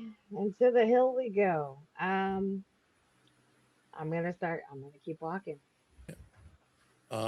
It's also getting darker around you. Not like night, more like storm coming. There are thick clouds gathering in the sky. Is there any shelter? Like any way to find shelter from the storm? All you're seeing in any direction is rubble. And as you get to the top of the hill, I mean, it's one thing that the house is gone. Yeah. And the house across the street. Yeah. Arkham is gone. Fuck you mean Arkham's gone?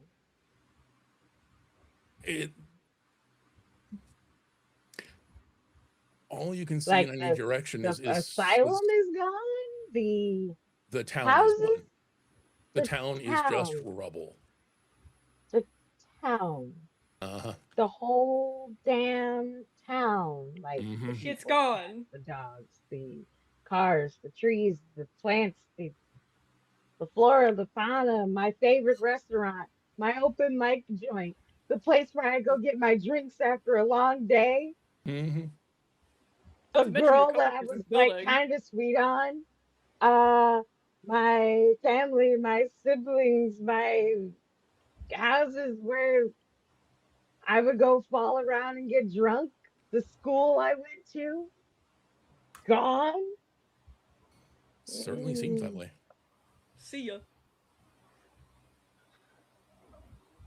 I mean, maybe now time for a sanity check. It's pretty damn good. Feels right. We will have one.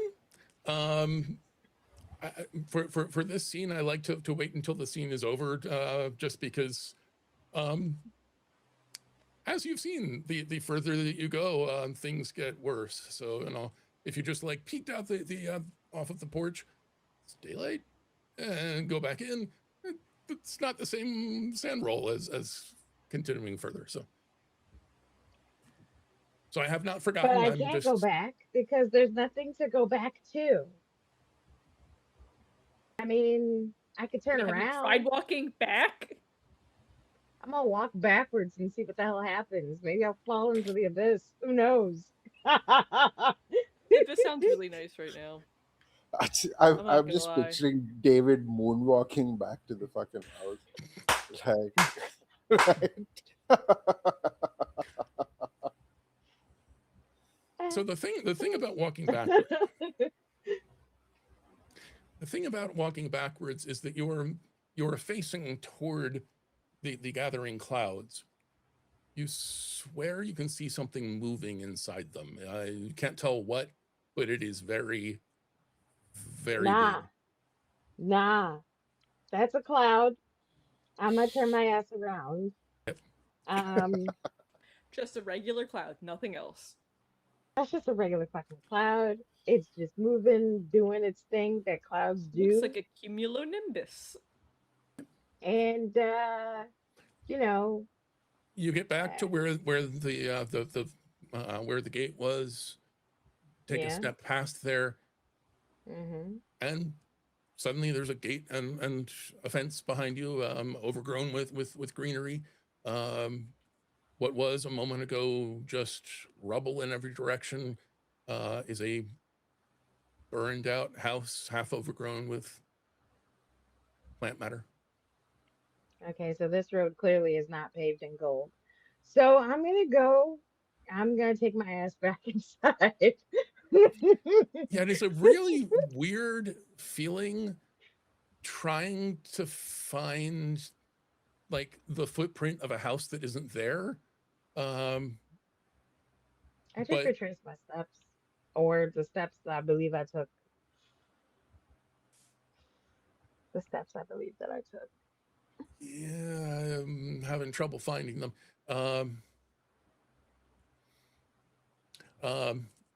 But you do eventually take one more tentative step, and suddenly you're back in the hall.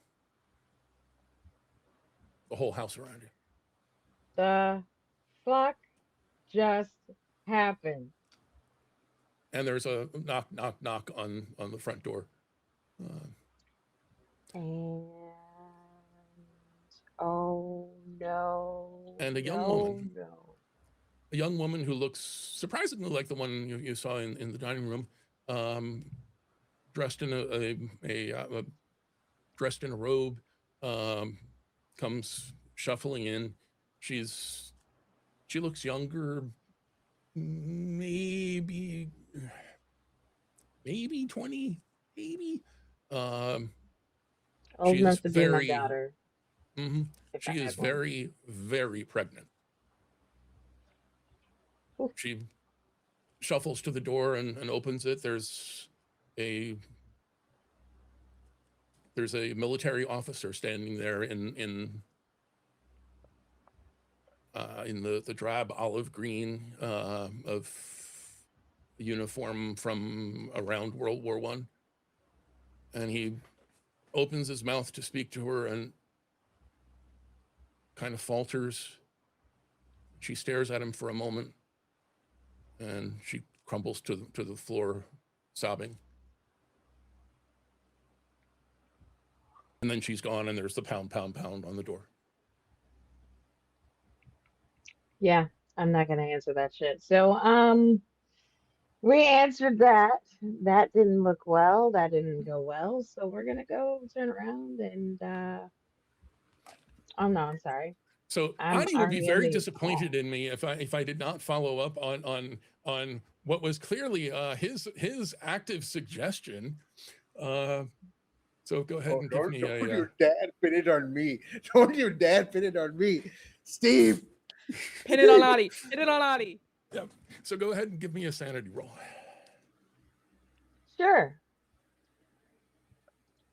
Oh, well, there was a firefighter named Dave, and he did something stupid. And now I gotta find my character sheet. Oh, wait, here it is, I think. Mm-mm-mm. Also, Steve, Don't can we you take a know? break after this? Yep. Whew. Okay. I don't know why, but it seems to work for me. Audi tried to. Clearly, Roll20 likes you better than it likes Aadi. How can I tell you? It always has liked me better than it's liked Audi, so it's fine. So go ahead and roll me. I narrow my eyes at you. What am I rolling you again? Is that it? Uh-oh. He disappeared. It was your turn to watch him, Audi. No, so Steve asked you to roll a 1d3. Oh, okay. It's just on my screen, he FTB'd, so I don't know what happened. This is video doing tech goblin shit. Ah, yes. Gotta love it. So 1d3, they only go down to d4, so I'm gonna roll a d6. Mm-hmm. That works. So that'd be a 2. Mm-hmm. So you're going to lose 2 points of sanity. Okay. And as you're looking around here in the hall, and Thomas and Amelia are looking up the circular staircase toward the turret, and Vanessa and Riley are, I believe, still watching themselves Yep. attempt a rescue, more successful on one hand than the other. We're going to go ahead and take a quick break. We'll be back in about 10 minutes.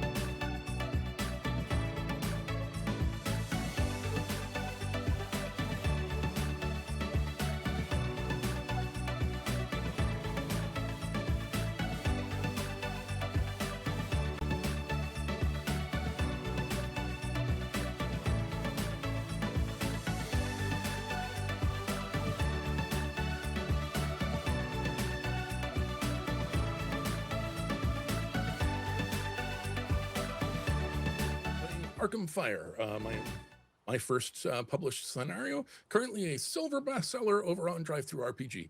And if anybody would like to try it at a table of your own, you can get 30% off right now as part of their Christmas and July sale all over the site. So, when last we left off, David had just come in from a rather apocalyptic walk through the neighborhood. Riley and Vanessa have been checking out the front bedroom, watching themselves arriving and trying to climb up a ladder, which is certainly not something that anybody would have any trouble with. And meanwhile, Thomas and Amelia are heading up the circular staircase up into the turret at the top of the house. Yep. So again, this is Victorian architecture. You get weird things like a triangular house. And for the record, this is not just me deciding that the Victorian houses are like this. I adapted this from a floor plan for an actual Victorian house that was actually like triangular. Oh my God. But climbing up the circular staircase up into the turret, you find an 8-sided room up there. Each little wall has its own little window looking out.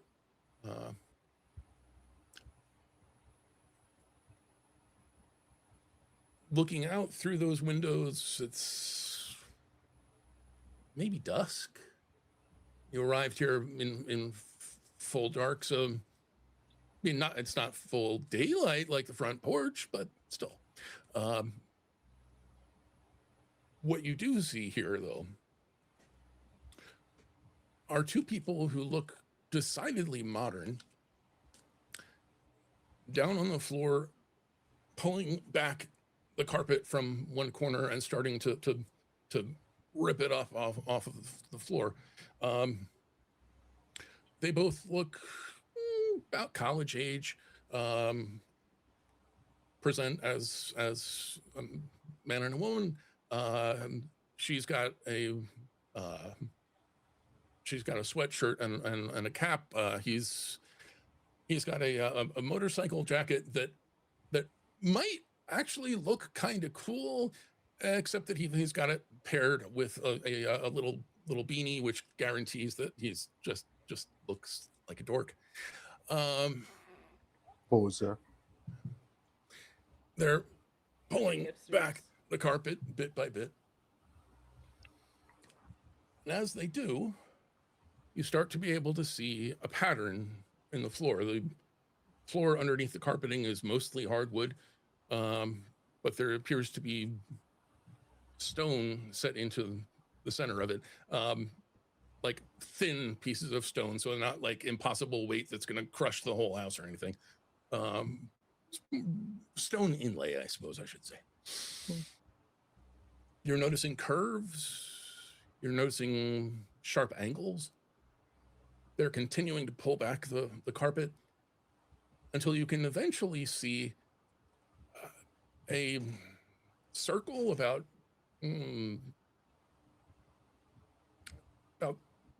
6 feet across, with a 5-pointed star set into it. Each point of the star is filled in with one color of stone. Each space between them is another. And then at the center of this star in circle, the center portion, about 2 feet across, looks like one solid piece of crystal. There are little white veins running through it, but it's mostly a blue-green solid crystal. They seem very surprised to find it there. Woman with the cap says, that's not a ghost. He doesn't respond, but he reaches out to touch the crystal. He's clearly curious, jerks his hand back as if he's been shocked. And as he jerks his hand back, you can see along those veins inside the crystal, looks like energy is running back and forth, round and round. A beam of that same energy, that same bluish green, starts to extend from the center of the crystal, heading out towards the edge of the circle, heading up as it goes. Smoke is starting to swirl around it.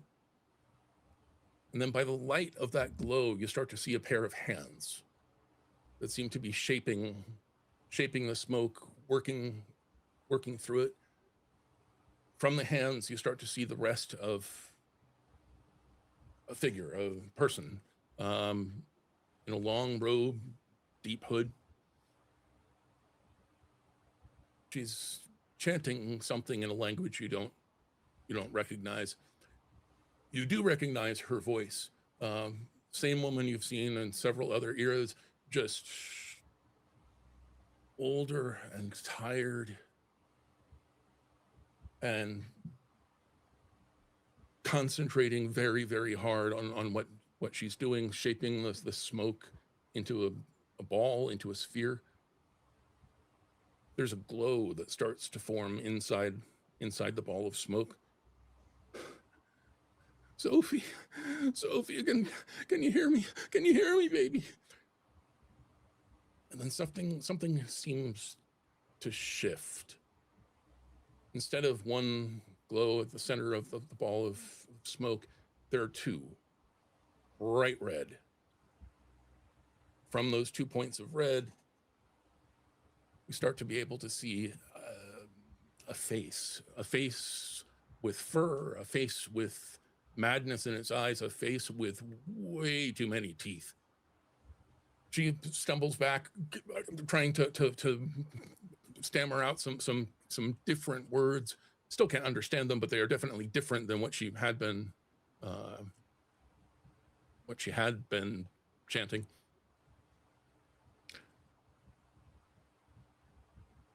The creature that belongs to that face leaps out of the smoke, tackles her to the ground,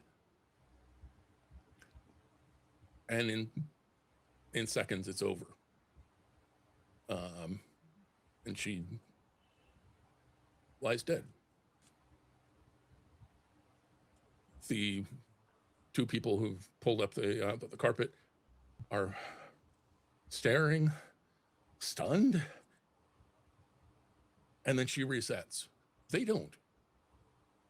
She resets. She's back to chanting, pulling together that ball of smoke. They keep watching, looking at each other. What did you do? I don't know. I didn't do anything. I touched it. That's all. It's the only thing they have to go on. They start smacking at the crystal harder and harder as this creature pounces on Eleanor and ends her life over and over again. As they're pounding their fists on the crystal, though, the creature pauses mid-attack and turns and starts advancing on the two of them. The guy is too frozen to react. The creature takes one swipe at him and hurls him across the room. He slides to the ground. He's not moving. The young woman is backing away toward the circular staircase, digging into a backpack. She has some kind of an idea, I guess. As she's starting to disappear down the staircase, she throws something. You have just an instant to recognize a long green bottle with a burning rag shoved in the top. Then it hits the creature. The creature shrieks screams, the same scream you've heard in 2 other places tonight. And the whole room explodes into fire around you. And then they're slowly starting to pull up the carpet from the corner, exposing more and more of the floor. As I fix my camera, just to recap what just happened. Mm-hmm. 2 morons started trying to steal stuff and touched them with their grubby hands. Okay. Thing happens in the crystal, but because they keep putting their grubby hands on the crystal, the monster attacks. So they touched the crystal just once, which triggered being able to see Eleanor, the aging cultist, doing whatever she was doing with the smoke, and being attacked over and over.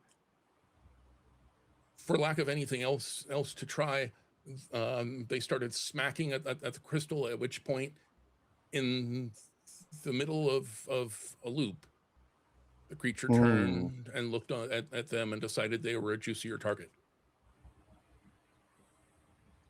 Okay, In and the middle of a loop. so it can differentiate the difference of the loop while the people in it can't. It seems to be able. So this is a little bit weird. There's basically a loop within a loop, because the 2 of them, I mean, they did comment that the ritual circle is clearly not a ghost. The ghost hunters are in their own slow loop that goes all the way through to the explosion of fire and then back to pulling up the carpet. Within that, they seemed to be able to see a shorter, more condensed loop of the end of Eleanor's life. And was that they were seeing it inside the crystal, or was it like projected out? It was out on the room. They Okay. touched the crystal and suddenly they started to be able to see it in So the room around them. them touching the crystal instigated it, is what it looks like. I think that Amelia, under her breath, is just going to say, "But if they had a mentor, they would know you don't touch things with your hands, you touch them with gloves." I mean, clearly they were fucking morons. Oh, absolutely. I mean, if you're going to steal something, you don't put your fingerprints everywhere. That is good to know. Yeah, I mean, is in a similar way to how things were intangible on the other floors. Are these 2 intangible as well? I mean, and like when like, you know, the second loop of the Molotov cocktail, the green fire again, you said? That was Not coming out of it? not from the Molotov. That's just regular fire. But the Okay. Green bottle. color of The crystal smoke. matches Right. the beam she was working with, which matches the glow in the smoke that you stepped through. Right. So, I mean, are they tangible? Is the Molotov tangible? You walk over, you reach out for one of them, your hand goes through. Thankfully, the Molotov is intangible, or you would get a face full of fire. You get a face full of what looks like, but thankfully doesn't feel like fire. And it's just a normal Molotov. Seems that way. Okay. The green came from the crystal, you said? The green came from the crystal, yeah. Okay.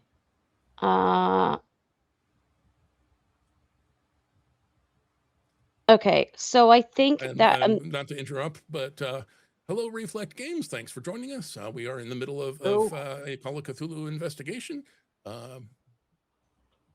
Stick with us. Amelia just randomly, I think, like, if it would be okay to just have a Sharpie on her. If I write on the door, will it like show up? Well, I mean, there isn't really a door up here, but Or like a wall, yeah. something.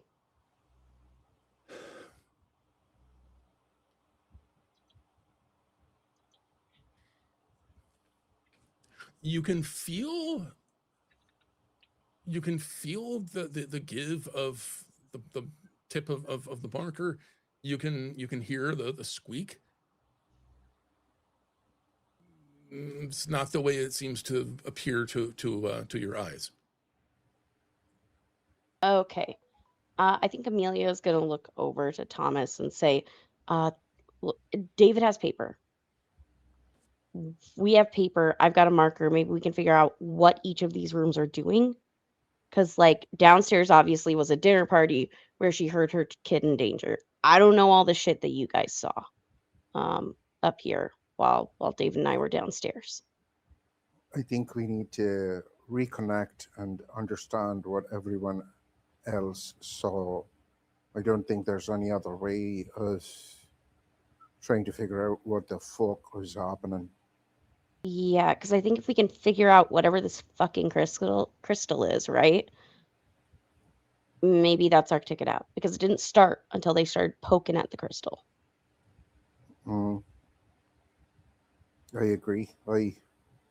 Let's get back down and, as you said, assemble the notes.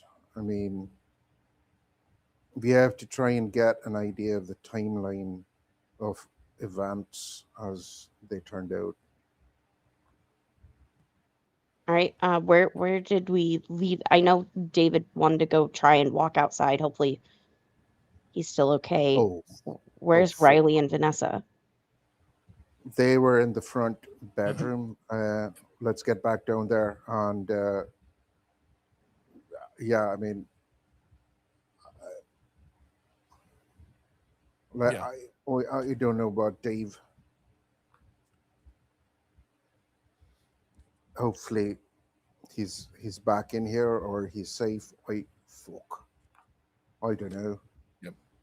I will offer you this. Your firefighters in Arkham, you are certainly aware that there seem to be more Molotov cocktails per capita than in most towns.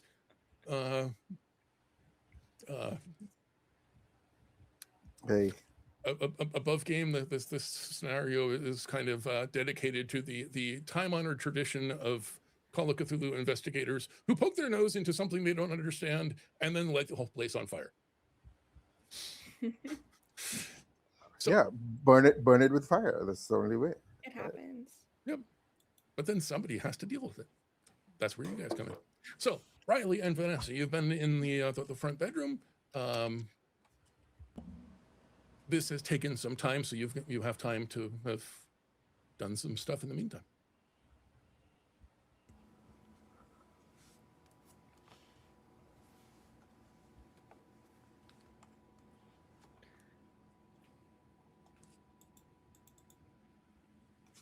I'm trying to think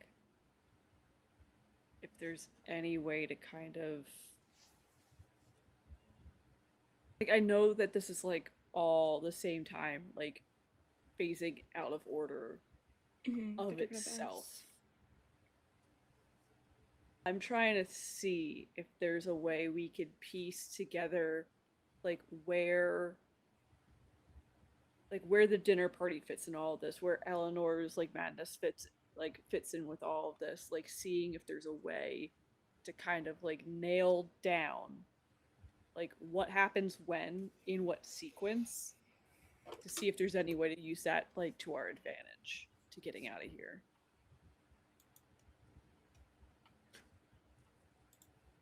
Given that we have two different groups that are having the same thought, I think we'll explore that once you get back together. Okay. But Gotcha. you do have a little bit of time if there's anything else you'd like to do. Cool.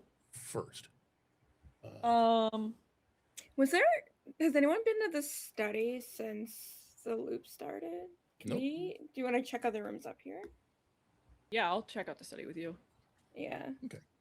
Oh, I can't see things again. Oh, Oh no. Refresh. Yeah, hold on, I'm gonna refresh. so I'm just reloading the page, right? I think so. oh, okay, lost somebody. I mean, that Do usually the rest happens of you when still refreshing. have David or No, Sukiro is, I mean, at least turned off cam Okay. and is on mute for me. Okay. All right. Okay. So we will hang on for a moment. Give Space a chance to reconnect. Da, da, da, da, da, da, da, Yay! da, Oh, da, da, da. there we go. Hello. Hi, sorry. There you are. In the meantime, a reminder for our audience, we are continuing to celebrate Nerds with Pride. We're continuing to raise money for the Translatin Coalition. The donation link should still be in Twitch. It is certainly still on social media at Nerds with Dice. As I understand it, our next goal is $1,000, at which point we'll be giving away a $30 gift card for Heartbeat Dice. In the meantime, incentives include $5 for a bonus die, advantage on one roll, $10 for a penalty die, disadvantage on a roll, $15 to make the player of your choice roll a sanity check, $25 to pause the game and get my painful idea of a joke. And for $50, you can skip the sand check and the dice and leaving it up to chance and just instantly give the player of your choice a bout of madness. Fuck us up, Technically, chat. I should say the player character of your choice madness, but Give us your money. You do you. Hurt me, please. you do you. Okay, so you're heading to the study. To get to the study from the front bedroom, easiest way is to go through the little reading nook. You notice this place during your first sweep of the house, and it is absolutely a cozy little spot. The window seat is in good shape. There's a comfortable cushion on it. There's a small pile of books at one end of the cushion, but there's a layer of dust on those books. Eleanor, who is now late 30s, stands at the window looking out at a rainy night, raindrops pattering against the window. She has a thick leather-covered book clutched in one hand, a sheet of paper crumpled in the other. She's looking from one to the other, back again, like she's trying to make a difficult decision. Finally says, I'm sorry, Zoe, I can't. She lets go of the paper and it flutters to the floor. She walks away with her nose in the book. Glancing down at the paper, you can see that it's a handwritten letter. And a moment or two later, the loop resets and she's making her choice all over again.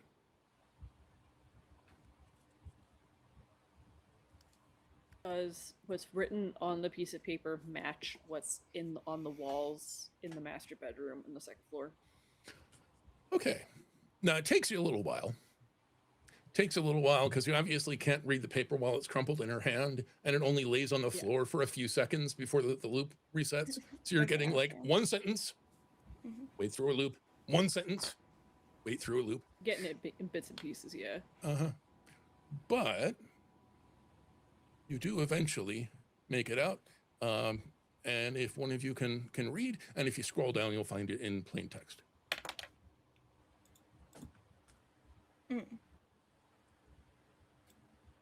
Jace, do you want to read it or do you want me to read it? I can read it unless you want to. Please read it. I'm not good at reading out loud. It's not a strong yeah. suit. It's just Zoe's letter, right? Yeah. Okay. My dearest friend, I've continued my research as you asked. In the surviving fragments of the lost book, De Temporis et Casual. I cannot read this. It's casualties. make-believe Latin. It's fine. Causalitas. De Yeah. temporis et causalitas. Thank you. I believe I found the key, a unique formation of quartz crystal found only among the highest of the Himalayan peaks. These crystals are said to be capable not merely of channeling spiritual energies, but of independently sustaining them.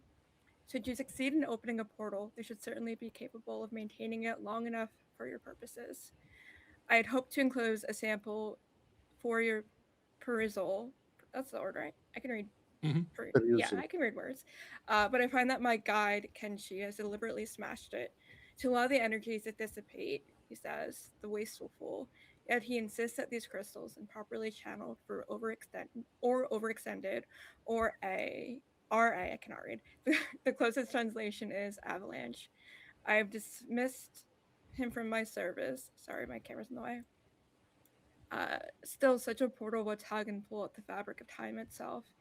If sustained for more than a few hours, it might cause the flow of time to shift, to twist, perhaps even to loop back upon itself. If powered by these crystals, and if even a fraction of Kenshi's mad ramblings are true after all, the results could be catastrophic. I do believe in your work, friend, yet I fear I must urge caution. I beg you to put it aside. Allow me time to learn more before you proceed. There are worse sins than breaking a promise, even to your beloved Sophie. Signed Zoe. And in the handwritten version, there is also a rough sketch of what your colleagues know is the crystal. Yeah.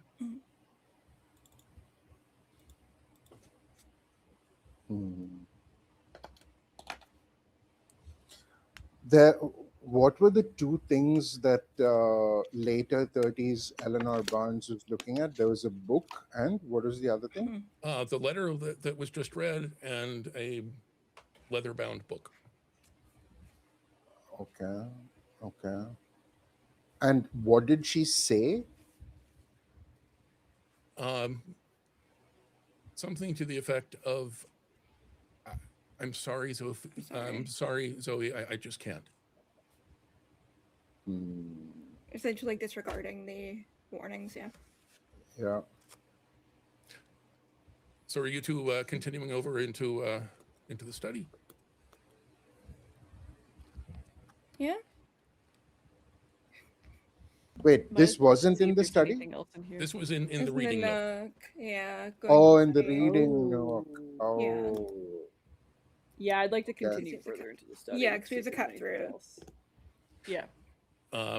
So as you had as had been clear when you were making your initial sweep through the house, the study was in its prime a glorious space, and that's what you're seeing. Floor to ceiling built-in bookcases. Every inch that's not a window is full of books. There are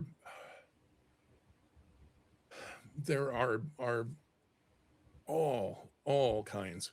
There are books on various sciences. There are books on different schools of psychology. There's way down at the bottom, tucked away in a corner, there's one shelf of pulp detective novels, and a small stack of children's books. The children's books don't seem to have been touched. And there's a wooden table in the center of the room, with a young Eleanor, early 20s, sitting at the table. she's looking a bit frazzled,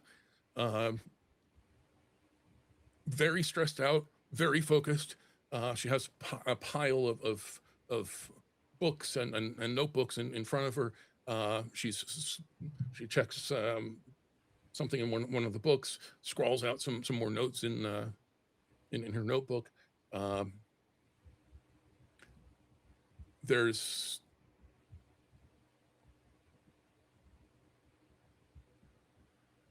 There's a quiet, almost cry from beyond her. She reaches over with one hand while she's still taking notes with one hand. She reaches over with the other and rocks a cradle, and then is going on with her work from there. Can I do a spot hidden check to see if there's anything in that cradle? Yeah, there is a very, very young baby. Okay. The children's books have not been touched because they haven't been touched yet. Okay. They're like, at first I was thinking, I was Yeah. just like, something's fishy. I wanted to be certain.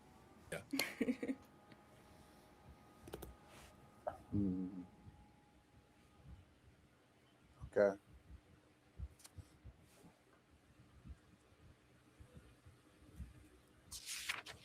So this lady was already trying to solve a problem because, well, we don't know.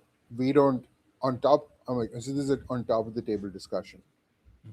When David went down to the front, young pregnant Eleanor Barnes started crying when she saw a army person at the door. I assume like her So- husband died or something. 100%, Yeah. right? She probably got like 100%. a telegraph or something like that. So, yeah, someone died. Yeah. Someone died. And now this like next older figure is desperately going through some figures, but is no longer pregnant, has had Sophie. Hmm. The third thing that we saw is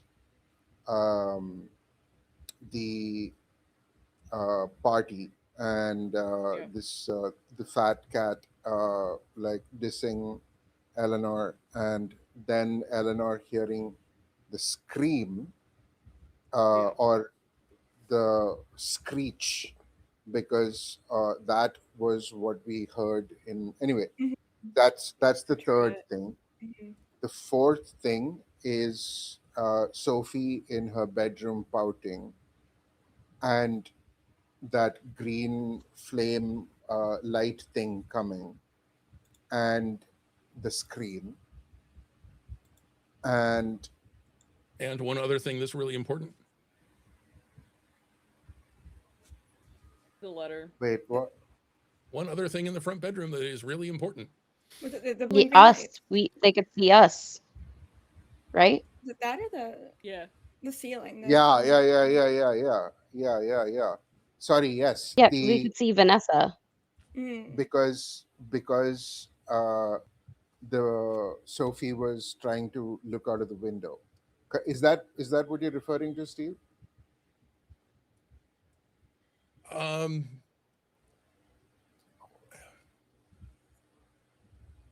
I think I've told you what I can tell you without like Mhm. handing you a big part of it. Yeah, I assumed it was the blue and the green light in the bedroom. Because that's what Yeah. Sophie was Okay. looking at when everything reset. That's what my assumption was. Okay. Next was in the master bedroom, seeing the penultimate oldest form of Eleanor Barnes doing research and looking at the scrolls on the walls. And the last Eleanor Barnes that we saw was working with smoke and trying to conjure something, but then something else popped out and she dies. And that was only seen because we saw modern day ghost hunters being jackasses and not having watched any horror movies and doing what they did.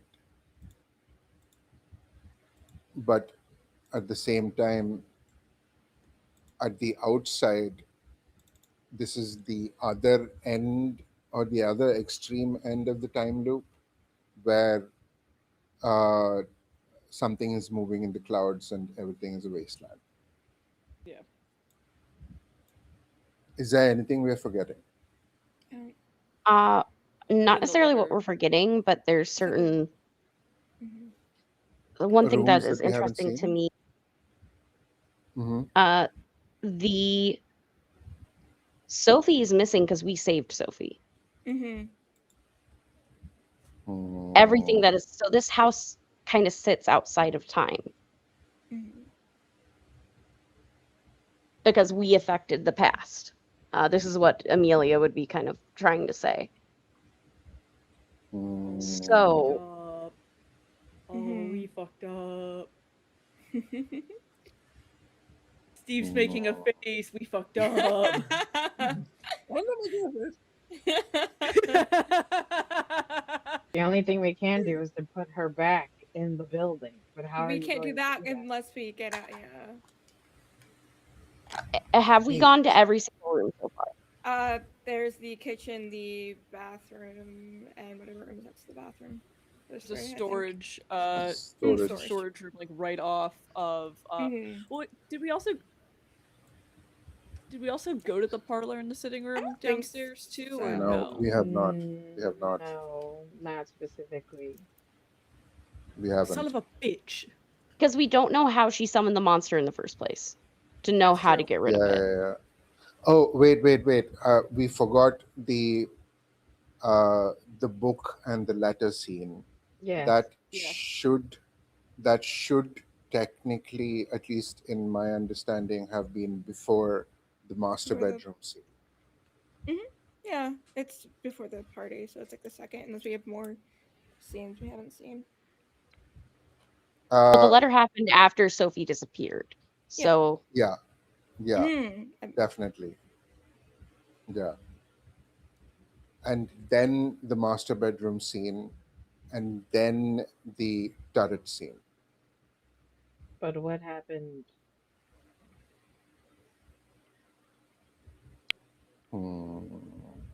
well, that's why I'm saying I think we're missing some pieces. We might want to go We just are, yeah. pop We into a are. couple rooms very quickly. Yeah.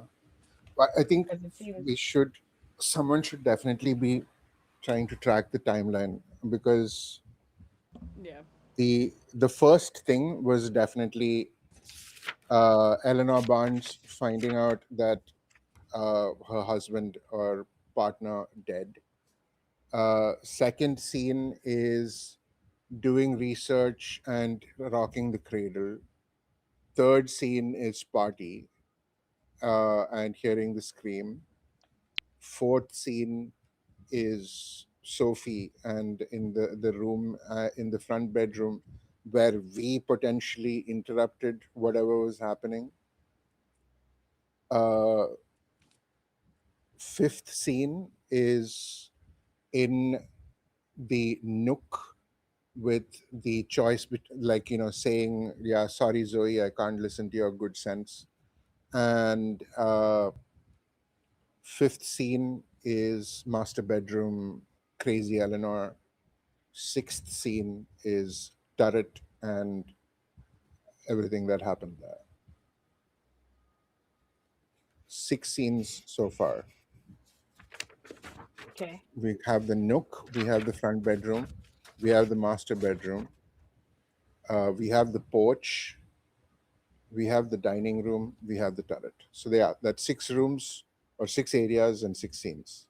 So yeah, I think right now another potential problem is fighting each other, because if I remember correctly, like when Thomas called out to Proby, that was not Hear anything? heard. Yeah. Yep. Well, Okay. yeah, but we were all with how the rooms work, they're all in different times. So unless we're in the same time, I don't know if we Same. could hear Yeah. each other. Yeah, 100%. So now I'm just, because from what Amelia and Thomas know, Riley and Vanessa were in the front bedroom. So we'd have gone to the front bedroom and no one's fucking there. And we see what we see in the front bedroom. You also see that the door to the nook is standing open. Okay. Should be easy We'll enough to go catch. there. Yeah. I think we will try and congregate in the study. But poor Dave, Poor Dave. what's happening with Dave? Okay, that is a good question. So what has David been up to since managing to come back into a house that didn't seem to exist from the outside? Well, Dave has he hasn't lost enough sanity, but he definitely he's lost some. So he is scared, concerned, wondering why everyone else is just wandering around this house like it's no big deal. He goes to stop the first person he sees that's part of the team to tell them what's happening to the building. Okay. Where do you think you would look for them? They were all upstairs before, so I'm gonna go back up there. Okay. All right. So you go back through the dining room, through the dinner party, through the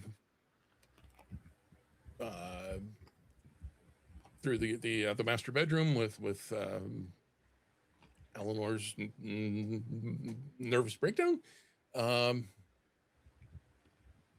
It's not a huge building. It should be fairly doable to catch up. By the time you find them, I think you've probably seen. I don't know if you go all the way up into the turret looking for them, but I think other than that, you've seen pretty much all the same things. Okay. So you're on the same page. Yep. So, whoever I see first on the team, I tell them.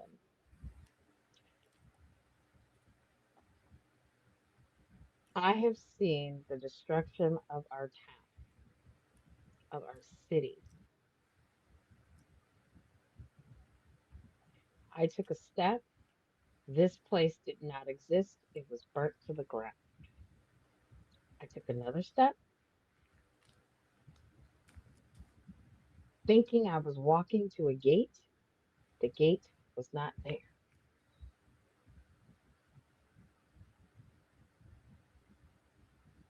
I barely made it back.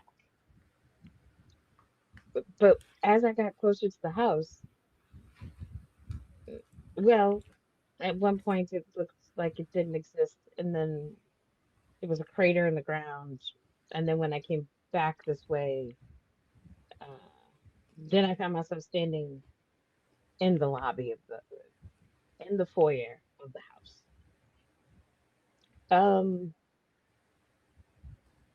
His his hands, his hand, that's his right one, is shaking while still holding the axe.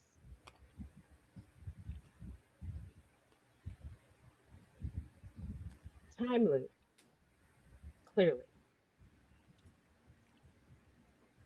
We can't leave. We got to figure this out. And I mean, Vanessa and Riley saw a letter that said some shit about a crystal that was messing with time and spiritual fucking energies. And Amelia and I did see two numbnuts interact with a crystal up in the turret, which was in the center of some fucking Full Metal Alchemist shit. and they went and touched it, and they Damn it, we're busy. fucked, aren't we? Just tell me we're fucked. No, no, we just haven't figured it. It'll be fine. Pull yourself together. I don't know what you need to do. Some deep breaths. We freak out, we won't make it We're out. never gonna get laid at this rate. I Oh my just god. I just want to go home. Yes, I don't think any of us really want to be here. But we need to follow our training, remain calm, get shit done. You're gonna Dave. Even if we get it Trust done, me. you think we're actually gonna leave? We're gonna make it out? I have to believe that. So, yes. You're definitely gonna still meet that girl you're sweet on. All right, keep it together, man. This shit isn't right. It's not fucking right, man. All right, let's No. stick with the plan. Let's stick with the plan. We don't know what's happening in every room. I think we need to figure it out, because there are more rooms, but I don't know. The turret had 8 sides. I mean, let's just go. Let's see what's in the other rooms. We need to assemble all of the clues to try and understand just how fucked we are or not. Okay. Okay. Is there anything else you'd like to do while you're still in the study? You've got This walls full of books. You've got Eleanor with the baby scrawling away in her If we notebook. try to touch any of these books, I was gonna ask you. are our hands gonna face through them like they did downstairs in the dining room? You give it a shot, and yeah, you're not. They're not physical for you. Okay. Are What's any of the- them physical? There was that like leather book that she had. What is that book? I want the book. that's the temporis e causalitas, but No. The- I That's will- not I'll- the grimoire. That's her notebook. So Okay. what she's writing in here is a notebook. Mhm. You saw her like weighing Zoe's advice versus a book. mhm. Unless that book was scattered somewhere in the master Okay. bedroom, you haven't seen anything else about it. We haven't seen the book itself. We haven't been to the But master how bedroom. did we have been Oh, to we the have. master bedroom? Master bedroom is where She's like going crazy yeah, she's going Eleanor nuts. is. So that was the rambling. bedroom. Okay. But how? Yeah. But how did we read the letter? One sentence at a I time had to be after she like dropped reading, it. Was it yeah, just I had to we be like read it? reading it in like bits and pieces. Yeah. Dropped it Mhm. on the floor. Okay. Dropped it on the floor. Okay.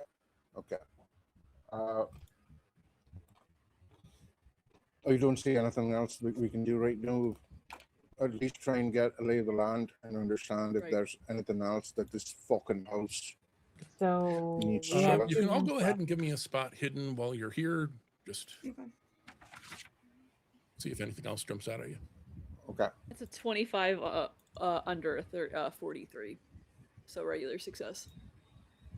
I have a hard success, 27. That is actually a 16. Oh, what the fuck? Sailed. That 41 over 30. No. 16 under 40. Okay, so we've got 2 hard successes.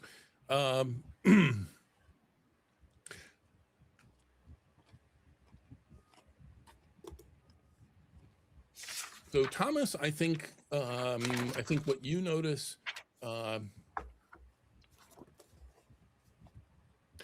looking at the books scattered around on the table that she's working at, You see another notebook that's got the cover closed. On the cover is written dissertation notes number 3. Yeah. The other hard success was Vanessa looking over her shoulder. You can't really make sense of what she's writing in the notebook. It is much neater than the writing in the master bedroom, but it's still a combination of disciplines, a combination of languages, even of alphabets. Obviously, she has a personal shorthand.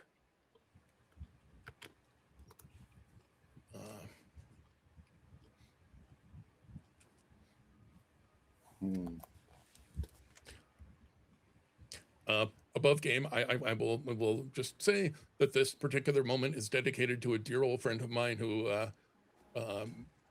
spent a year abroad in what was then the Soviet Union, and came back and was in class one day and looked down on his notes and realized that he was switching back and forth between English and Russian in Cyrillic. Within Happens like to the same line without realizing he was doing it. So it's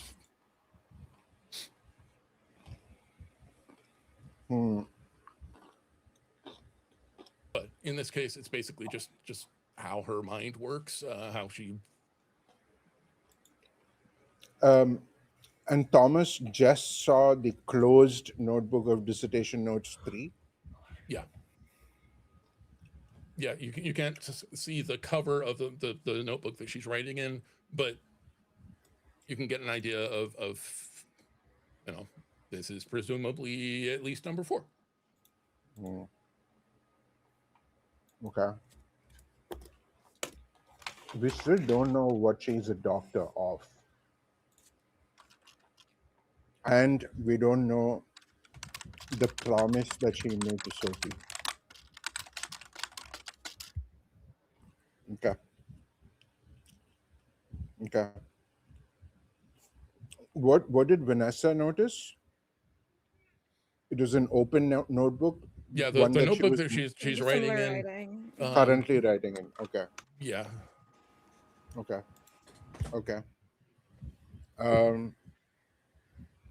Right. I mean, unless there's something else, I think we had downstairs, and I mean, do you think there's a point in trying to see what's in the bathroom and the storage behind that?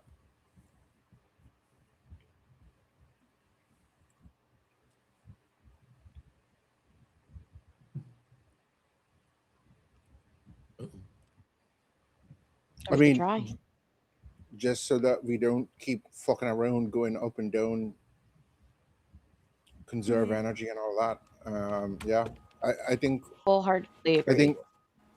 I think we'll go to the because at this point, Thomas is kind of massaging his leg because his limp has become a little more pronounced.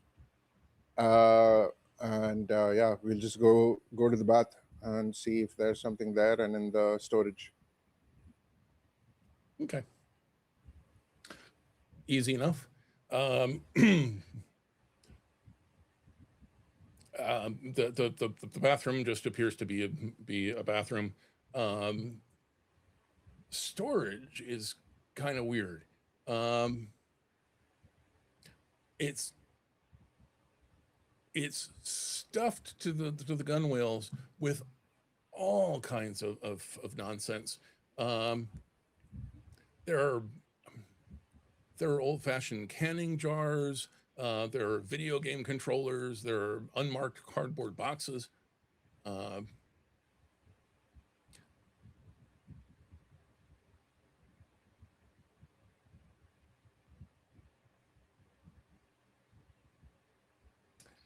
If somebody wants to volunteer to go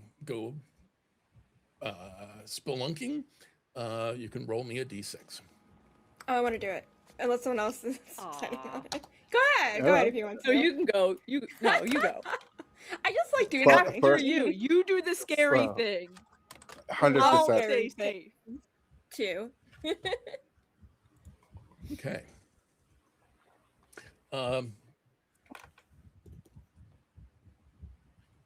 You find wedged in underneath some cardboard boxes a long hard case. You pop that open and you've got a rifle. Mm-hmm. Like a physical rifle that I can touch and interact with. Uh-huh. I think just like Uh, looking at And it, I picks can't, it I up. can't, This I means can't the boss is in the completely, next I can't room. completely leave Mags out. So this is a TTRPG after all. Mags, you find a coil of rope. If you had to guess, you'd say, yeah, about 50 feet. I also go down and hole yes. Mm-hmm. I rolled d6, correct? Sure. I rolled a 1. Okay. It's no rifle. This is the second time I've played a game where I just got a really cool gun just for no reason.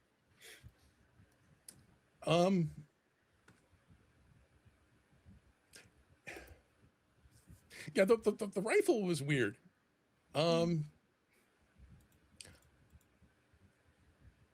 You were absolutely not expecting to find a sword, but you do. Oh, maybe don't give the the but- 18-year-old the sword. No, it's mine! Maybe. But- It's cool! It is. As a former military person, do I recognize the weapons and where and when they came from?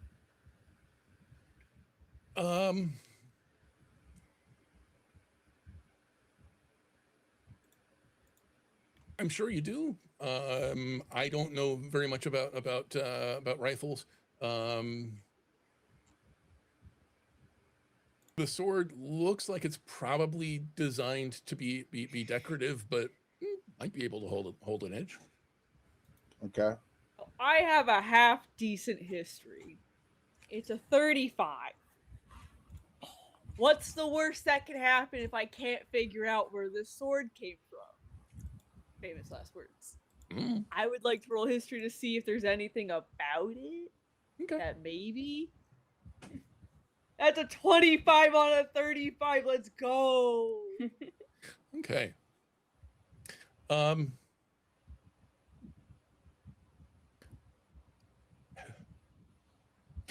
Poking around a little bit more,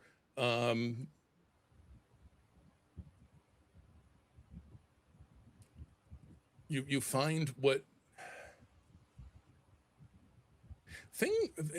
it seems at first to be clothing from a completely different time period that doesn't make any sense in a house from the 1800s.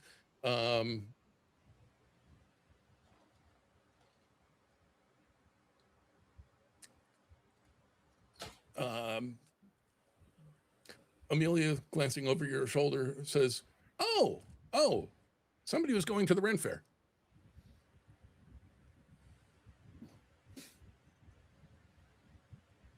Riley just gets Hmm. so much more excited about the fucking sword.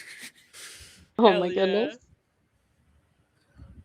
A vague time period for the gun, at least. Like, is it World War One, World War Two?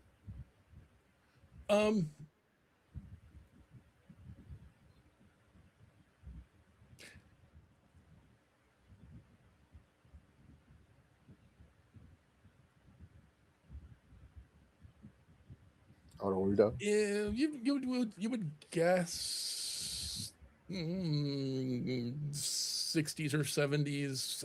It was not military. It's like target practice kind of stuff. Okay.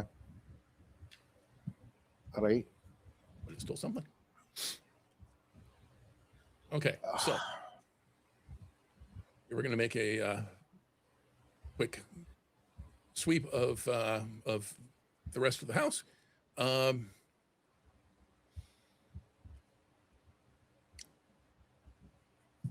So let's speed run that just a little bit. Mhm. Where are you going first?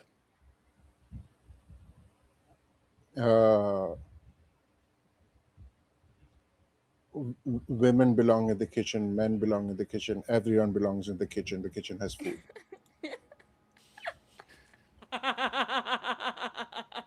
Sure.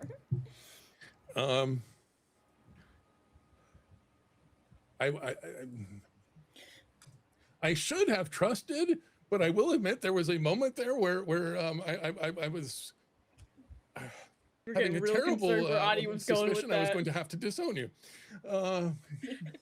Please, do you think I'm going to I make knew it better. that easy for you, I know Steve? better. You think I want to make it that easy? You have no choice. I like you, Steve. You don't have a choice in the matter. Yep. Okay, so kitchen. You find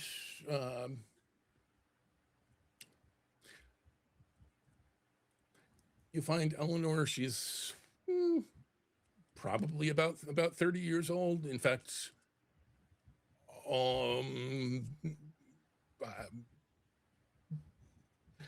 I will stipulate exact same age as the dining room. She's still putting knows together Spanish. some plates of like hors d'oeuvres and such, and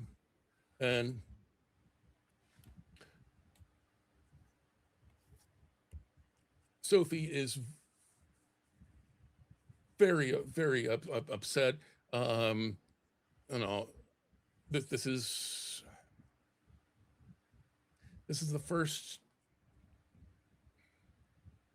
maybe not the first, but feels like the first just grown-ups party that her mom has held at the house, where it's my house and I can't come.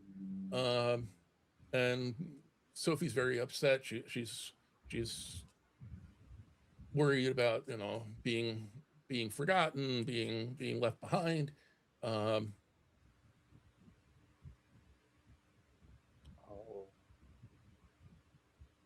Wait, is this the place where you find the promise? And Eleanor puts aside the plate that she's working on and gets down at eye level and says, I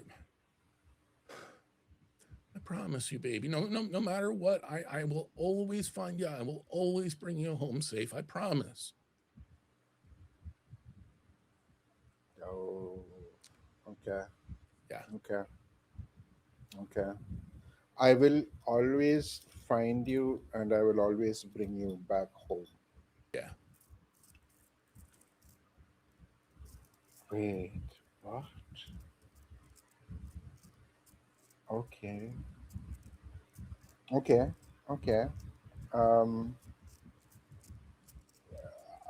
I This think is I'll why you just. never say always. Every time. This is why. You never say always. Actually, it's less creepy that her mother said it, and would have been more creepy if someone else said it. You But poets and good, your disturbing good tendencies of moms. thought. I think it was No. well intended. It was just Yeah. unfortunate Yeah. timing, making that promise on the same day as Don't make promises you Uh, can't keep. That's what you parents should learn. yeah. and like, don't be parents in a Call of Cthulhu setting. Well, Like, there is that yeah. too. Yep. Yeah.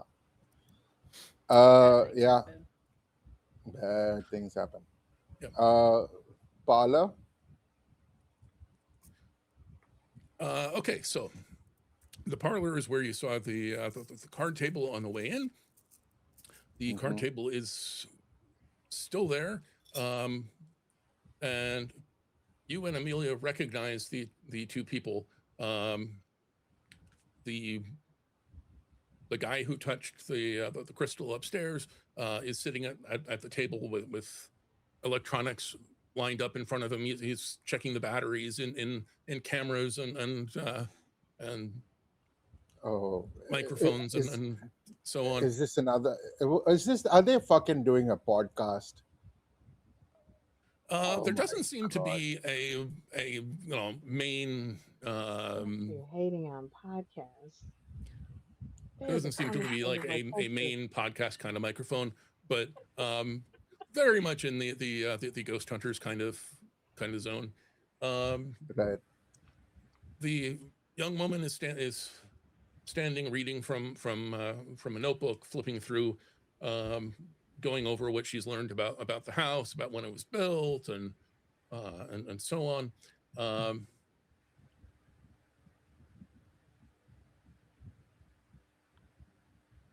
That's real interesting. Do we recognize the person? Like maybe they're from our timeline. No. Thomas These and are the Amelia two. definitely recognize them. These are the same two people who ended up in the turret. Yeah.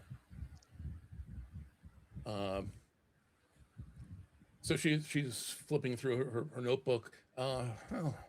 People have been reporting strange phenomena here for decades. I mean, hearing footsteps, voices. Looks like especially in the front bedroom upstairs.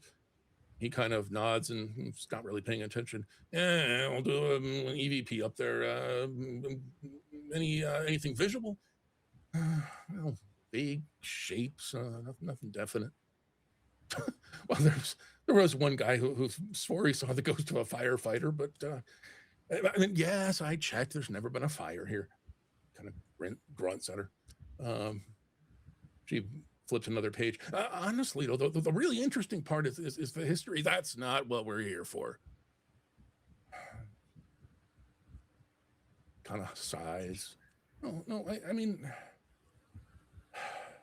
there was this lady who lived here 100 years ago. Then her kid disappeared, and her work got really weird after that. And she kind of trails off. Fucking idiot. This is why you should listen to the women in your lives. Okay. Ghost of a firefighter? Ominous foreshadowing? Nah. That's nothing of that sort. Yeah. Is it foreshadowing in a time loop situation? I think that's just pointing out the obvious. We are not at this point. You don't really need the details from her notebook, but Oh.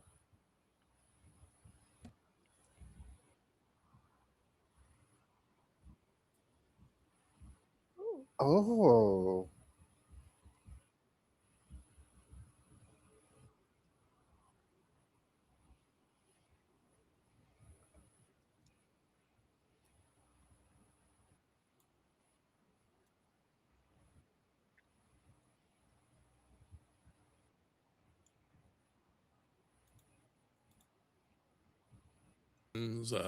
and temporal mechanics. And there are very wildly different theories about how she died. One source saying that she was ripped apart by a wild animal. Another one saying, yeah, she died at home. Nobody could ever quite figure out which of the two got it right. Might possibly be because both. they both did. What? So, this is because my short-term memory is fucked. But what do we remember about what prompted Sophie to look out of the window? There was suddenly smoke in her room from the from light where her and mother the was trying to communicate with her. And let's say there's smoke in here. Let me open a window and get some fresh air. okay. What I don't understand is everything else that we have touched is temporal, like, or rather incorporeal. Why was she corporeal when we pulled her out of the house? Mm-hmm. It could be to Yeah. the time shifting. I mean, you did not enter the loop when you got into the house and got her out. We all entered the loop when we went into the front door. Mm-hmm. Did we all go through the front door? I don't think. You all came in through the front door. We You all did went upstairs get too. a brief bit of the same kind of a blue-green glow for a moment as you were coming back downstairs after sweeping through the empty abandoned Which house. is also the same thing that her daughter saw in her bedroom. So it's something about that. Yeah. And then the scream or the screech that she heard and we heard downstairs. Okay. It's not really material, but I will give to you just for one more room to go, clarity, I guess. Right? Sorry? We still have the sitting room. Yeah, we will get there in just a sec. But just putting pieces together. Wait, Steve's gone for me also now, or is that just not for me? Yeah. Not for Okay, me. You'll have to refresh. No. Steve's back. Okay. Oh. Just to connect a couple of dots in the interest of keeping things moving.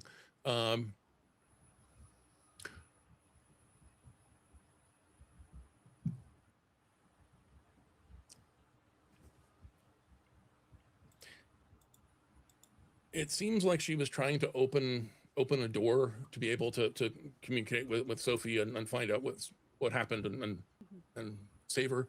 And then the creature intervened, and she was desperately trying to chant something else.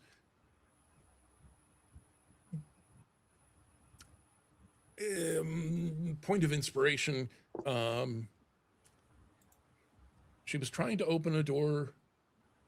She was desperately trying to close the door and was attacked and died and left it half open.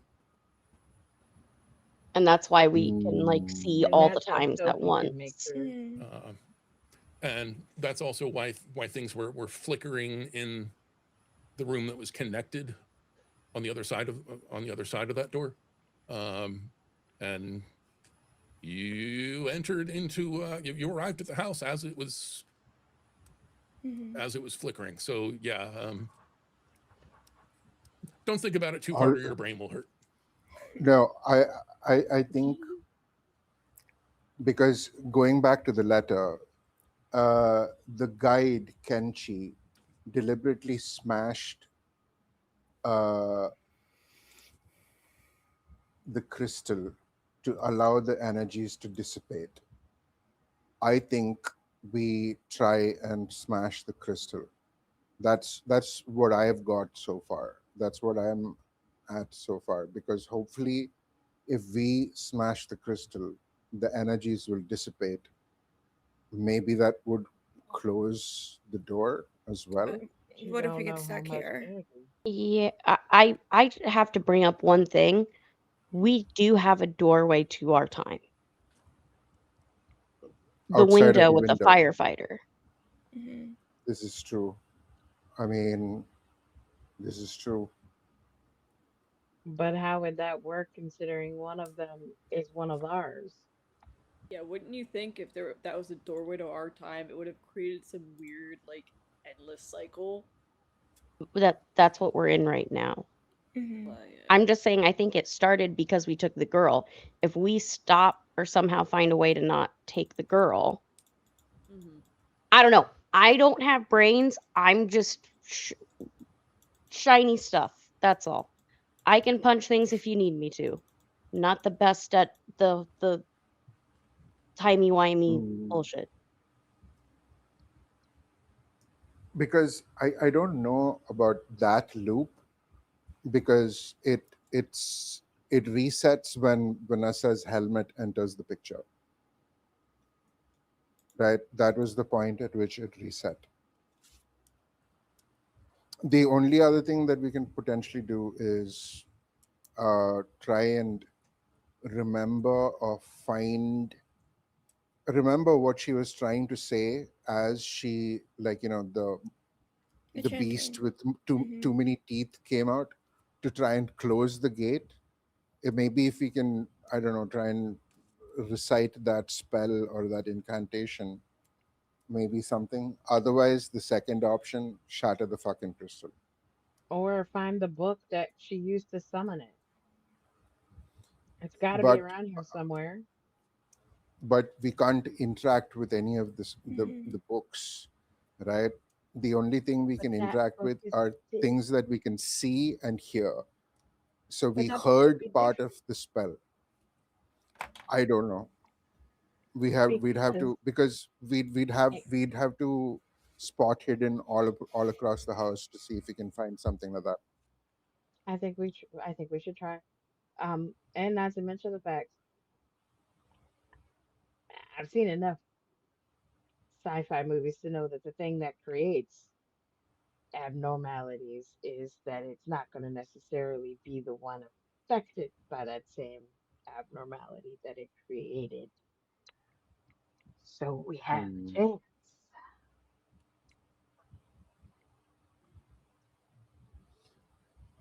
Still, hmm. We These still have one crystals are room said to left, be. right? We still have one room left.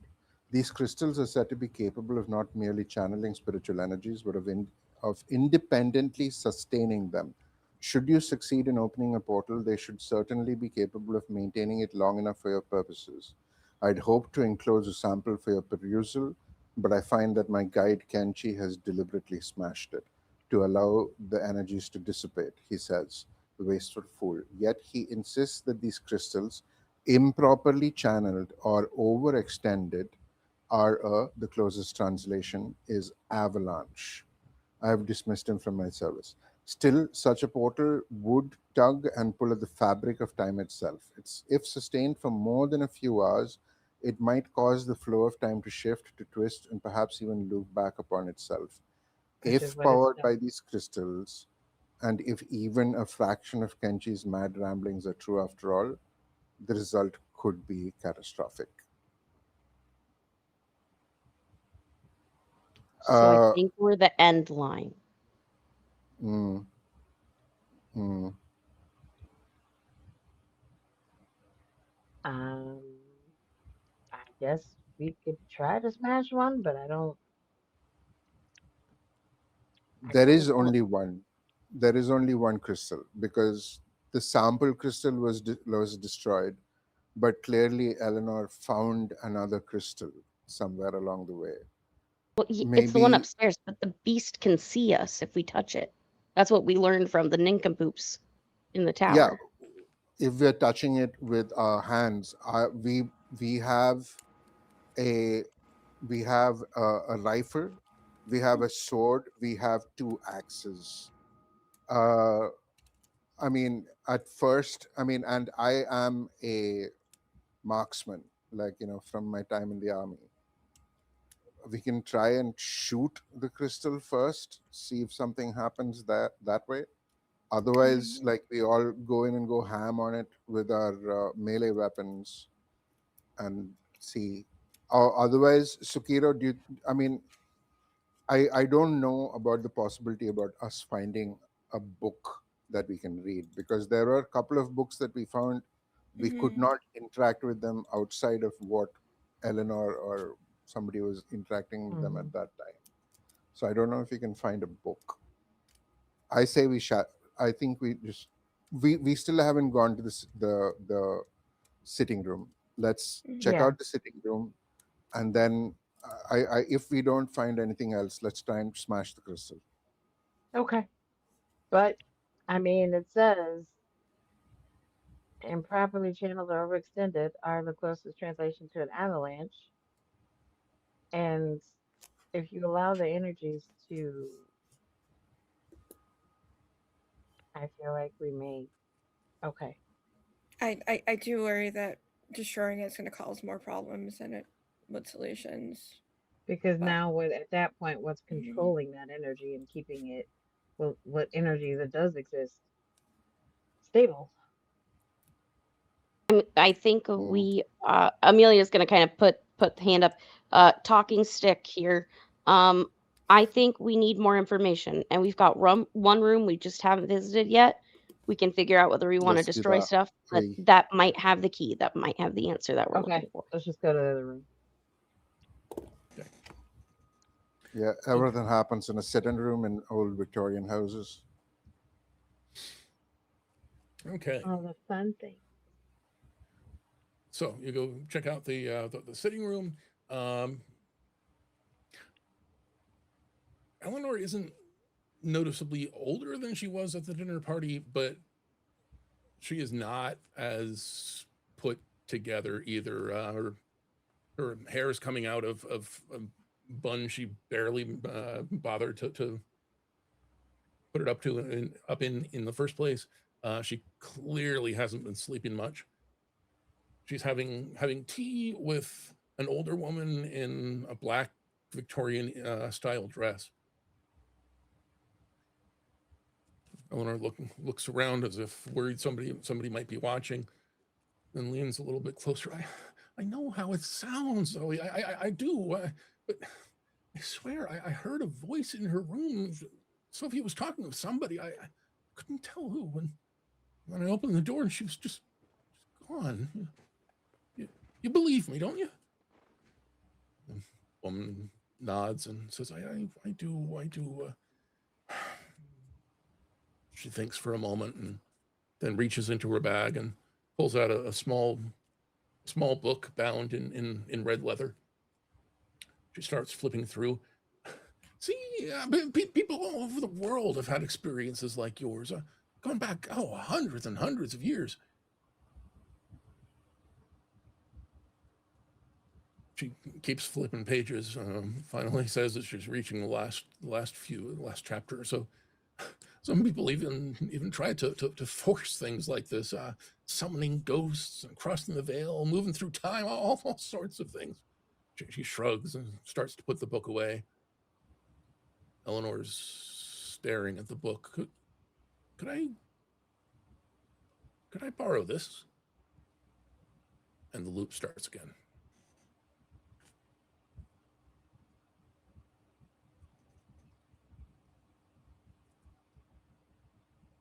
And you would recognize the book from the nook upstairs. Do I go with this book? Do I go with the letter? Yeah.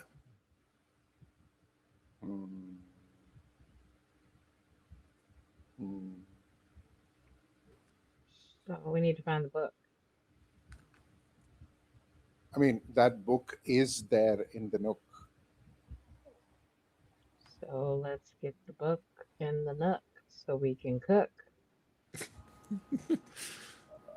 Just for that rhyme, I think we should try and see if we can actually interact with that book. But we did. We tried. Right? Yeah, I thought I tried earlier and I couldn't. Yeah, that's what I'm saying. We can't interact with any of the things here. The only thing that we actually interacted with was Sophie. Yeah. I don't know. I don't know, y'all. Like, the only other thing that I can think of is trying and understanding what old Barnes was trying to do when she was trying to close this portal and try and repeat that. Either that or shatter the crystal. I cannot think of anything else. You know, in the thing where it said if it's on too long, there could be devastating consequences, right? If that Those crystal are is what is happening. causing it, well, David saw the aftermath potentially of if we leave it. That's my But guess. that's not the aftermath of leaving it, it's the aftermath of destroying it. I don't know. I mean, he did describe an impact crater, almost like this was the ground zero. So now that you mentioned that, I am not as confident in shattering the crystal. Fuck. I mean, it's like taking a staff of power and breaking it over your leg. Don't ask me how I You, were at a you table. have to you have to stop throwing your TTRPG nonsense at me. You know I'm not into that kind of thing. You would if you knew how to. It's like playing the casino, but people talk to you before and after. None of the books that were in the master 'Cause you use bedroom dice. in that scene were any. Because I know that Thomas saw it and then kind of had a Yeah, nosebleed. Nuts. Yeah. yeah. I don't know if anyone else actually tried Little reading baby that one. since. I mean, Probably we can be try. helpful. We can try Yeah. and get. I mean, like someone go up to Mhm. the turret, try and note down what the older Barnes was trying to say as she was trying to close the Mhm. portal. See if we can find something in her notes scrawled on the That match walls it. Mhm. in the master bedroom, and then try and see if we can repeat that. If that does not work, I'm fucking shooting the crystal. Mhm. I'm tired of this. And on top of the table, like I think we've crossed time limit for the set. Yeah. Yeah. If somebody wants to give me an int roll from your stats up at the top. Yeah. Oh, I rolled a let's 27 on go. a 65. Hard Amazing. Oh, you just success. rolled it. Maybe we're a little too hard on the fucking probie. I don't fucking know. Oh shit! Holy shit. God damn. Oh my god. I don't want to roll now. I'm embarrassed if I roll. Let's see if the broken clock is right twice a day. Do it! Do it! Do it! Do it! No, That was like I- one I- person. It's not. Oh. You know what? I'll do it. Yeah. I have a Okay. high intelligence, so. Words Sorry, are it's hard, fun books now. are boring. We have That a is range. what the muscle says. We have a range. We have a Yep. range. We Yeah. went from So failure to someone- success to hard success to extreme success. Yep. So yeah, someone up in the turret and then someone in the other room. In the master. I think the first thing that occurs to you is just that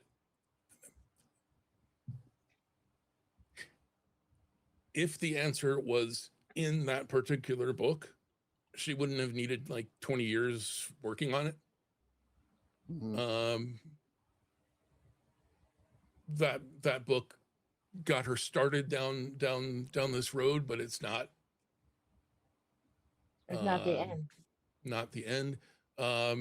So I think really the question is, you haven't met him, but do you trust Kenshi? I mean, I even though he was removed from service, I trust him because look at what happened. Everything that he said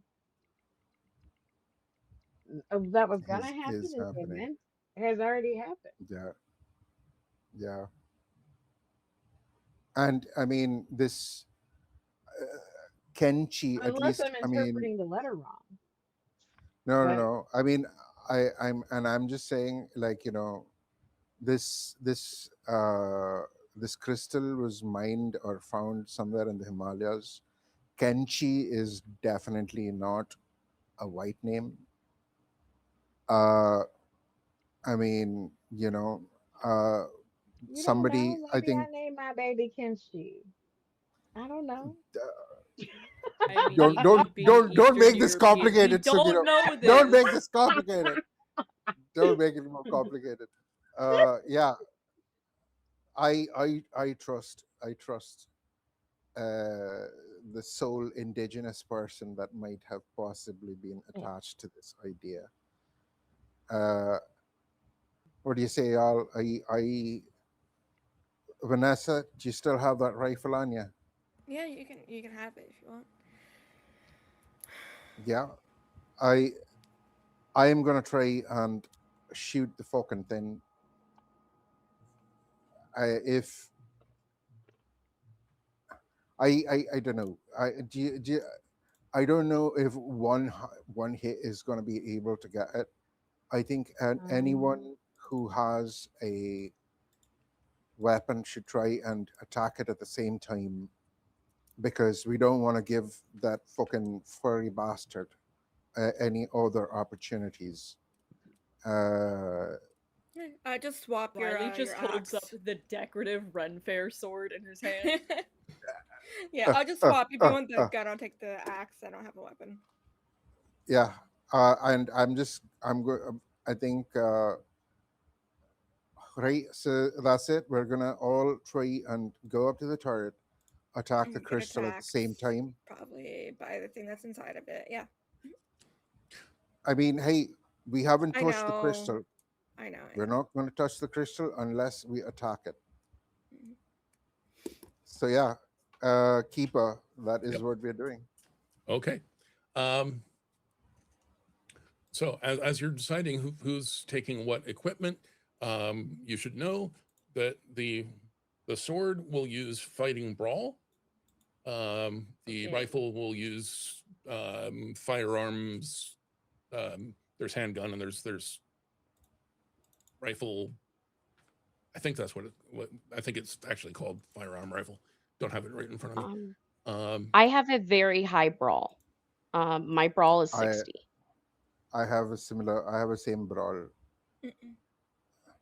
So I have the a sword and the similar axe brawl. are both in that category. Perfect. I'll take an axe. That works for the lesbian I should- himbo aesthetic. Wait, what's the axe? I'm sorry.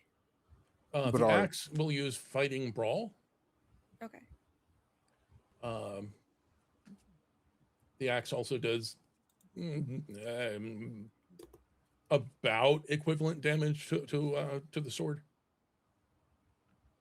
Well, the issue is I'm terrible at this, so don't. I mean, why don't you try and take the rifle and just They're slam? the same. The exact same. Well, I mean, you try and take the rifle and slam the butt into the thing, the butt of the rifle, and try and smash it. Sure. Then I'll take I'll the yeah, I'll take the axe back. Yeah. I'm Right. not a combat person. Okay. Okay. Okay. I'm going to roll real dice. Tiny dice. Okay. Oh, I have tiny red ones. Let's go. Okay. These are tiny green dice. We're dealing with green smoke. Does that give me an advantage, Steve? Because it's in the same territory. Well, I mean, it doesn't hate you the way that Roll20 does. So you know so what? We don't know that yet. We Yeah, don't know that yet. okay, so sounds like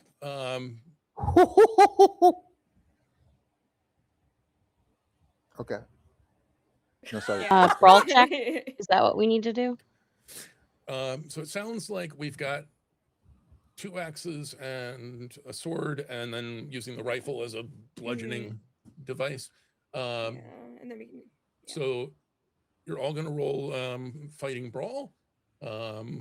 You're all hitting the crystal at the same time. So we will see how this goes. Okay. I'm gonna push. I rolled. You can't push. I can't. In Yep. combat. I always forget that. I rolled an 88 over 45. Comma. I have 75 luck points untouched. That's what I was thinking with mine. Okay. I rolled a 2 under 60. Oof. Okay. So if people are spending a pile of luck, I love you, dice. 43, yes. okay. 43 points. No, it would be like all of my luck, and I don't want to. Yeah, I'm not spending my I luck. mean, it's the last. I mean, go big or Yeah, go but home. if something else happens, I want it. I mean, fair. Yeah. Okay. Fair. Okay. I've So got 32 left. We're fine. So it sounds like Thomas and Riley are both hitting. Remind me what you were using. Baral. I have the sword. Weapon, I think. What Axe. you I have got in the your axe. hands. I got the sword. Okay. So the axe is going to be 1d8 plus your damage bonus if you've got one. The sword is going to be 1d6 plus 1 plus your damage bonus if you've got one. For damage bonus, I have 1d4 in my damage bonus thing on the combat sheet. Yep. Oh, okay. So I have to roll a d8 and roll a d4, correct? Yep. D8, d4. Holy sh! Okay. I rolled an 8. I rolled an 8 on the d8, and I rolled a 2 on my d4, so 10. Okay. I rolled Total. a 5 on the d8, and I rolled a 1 on the d4. That's a solid 6, baby. Okay. So that's 16 plus. What did Amelia roll? We weren't Wait, spending luck. Oh, you guys didn't hit. Okay. Okay. And I'm going to be really, really nice here. This is not technically an impaling weapon, but you got an extreme success, so I'm going to give it to you anyway. So Thomas, you're not just going to do 10. You're going to do 10 plus 8 plus 4. So max dice, and then roll. Okay. Okay. Which is going to give you a grand total of 28 points of damage. The two of you are doing all at once. We're fucking dead.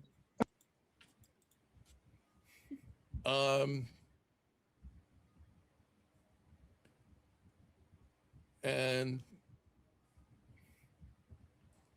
am I correct that the rest of you either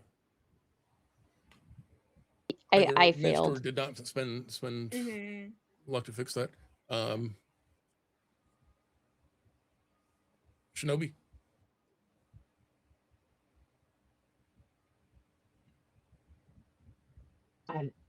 No. Okay. Okay. Oh, I didn't even roll. But then again, I wasn't attacking. No. Okay. That Oh. can't be that big. Fair enough. Okay. So, give me just a second here. First roll today.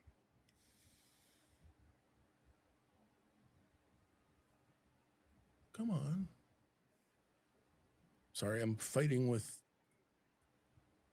a little bit of tech, which is being difficult. What is that song? The Poet, Soldier, and King? Here comes this poet. So Something like that. the poet, the poet didn't do anything. The soldier did something, and the king. So Riley is king, really. Oh, Clearly. you're a king! Yay! You got promoted. Yeah. Yay! Yeah. Legacy. Oh, that's so good. Okay. So you have severely damaged the crystal. There's a spider web of cracks around it. Some small chunks have flown off. The energy that you saw flowing through it earlier is crackling and sparking.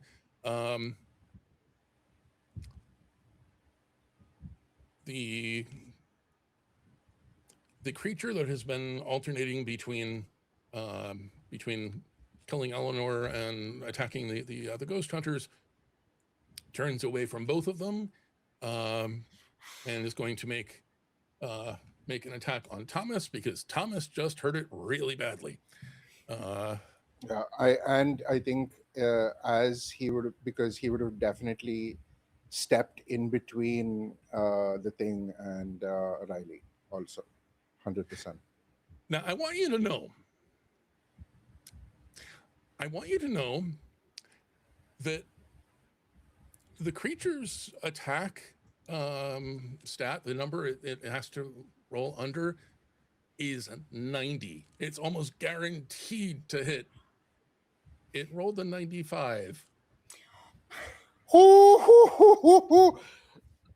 So mean, it takes a swipe at you with its claws, and you somehow manage to duck out of the way, or The rain yeah, gods love you tonight. I'm just going to take another swing at the fucking crystal. mm-hmm. Okay.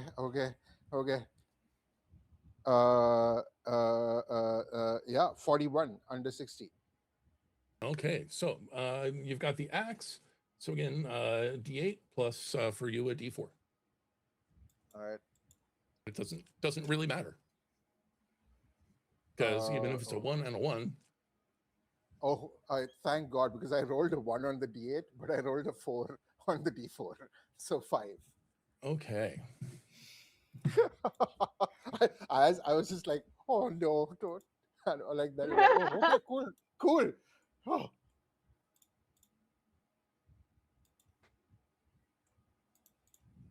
Okay. So the crystal has been crackling and sparking. The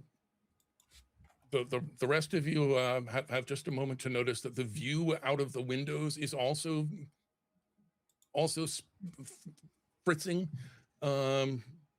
showing different times, different eras.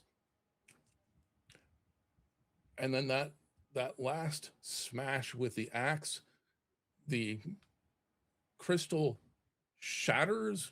The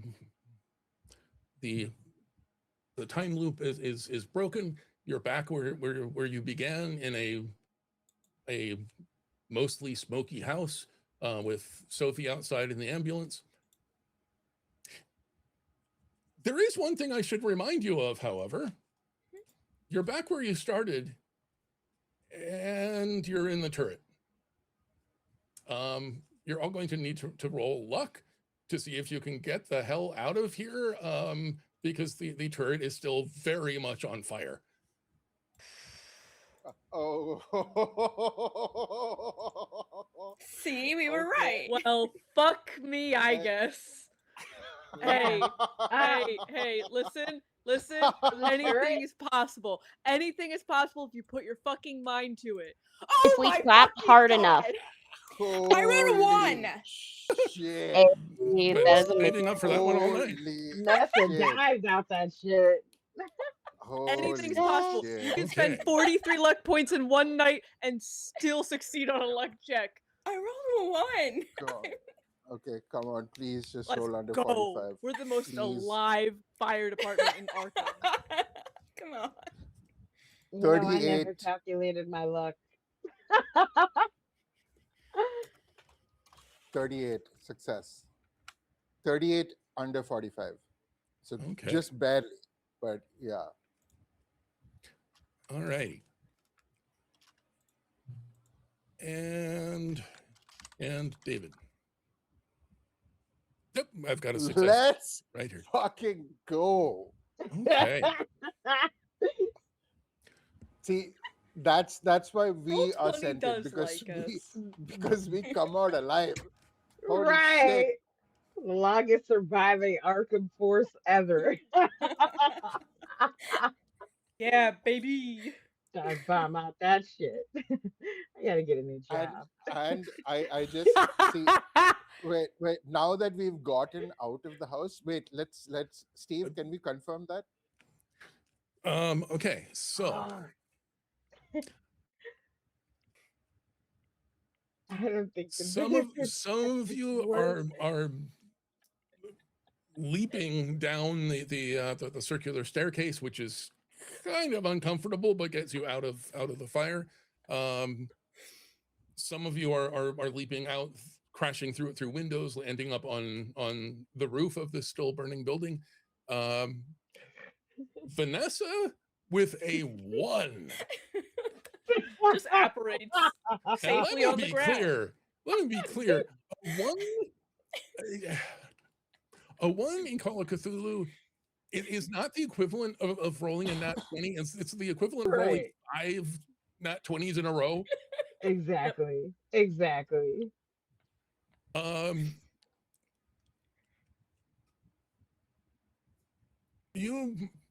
Vanessa dives out the window, Like a ninja. slides on the slanted part of the roof, and manages to snag a drain pipe, and slides down like the pole at the fire department, the fire station. While she's twirling, I bet. The rest of you gradually make your way either out or down, and you are safe. You are out of the house. You are no longer stuck in time. Oof. You are going to have an uncomfortable conversation with a little girl in the ambulance. We gotta put her fucking back. Doesn't really have a way to get back. Fuck. She's armed down. Well, But- welcome to 2026. She will I love guess. it here. We have cell phones. Also, And Steve, I think you should check your GMs because we got 2 donations. One was a free reroll for space. Yeah, I didn't need it, but I rolled a 1. Yeah, and something else, which Yeah, I'm not I think sure it was. of. I saw it earlier. Yeah. I Okay. wanted to confirm that we got out of the house before I reminded Steve. Yes. Funny. Okay. So I can't exactly award the incentives as written, having realized that after the investigators have gotten back out. So Dad jokes. we'll do it this way. Dad jokes. Dad joke? Is it a dad joke?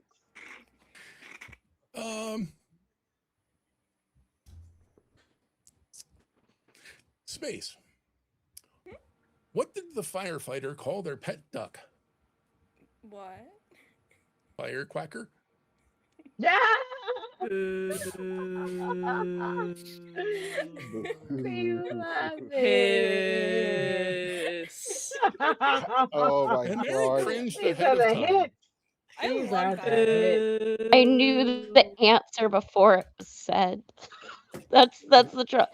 Look, my niece and nephew love to berate me with dad jokes, so I've got quite a few love that for stored. you. But yes, the cringe was real. Hey, I'd rather have that than them screaming 6'7" all over the house. Okay, I will take dad Oh jokes. god. Oh god. So Mary, do you know why fire departments have dogs? Oh no.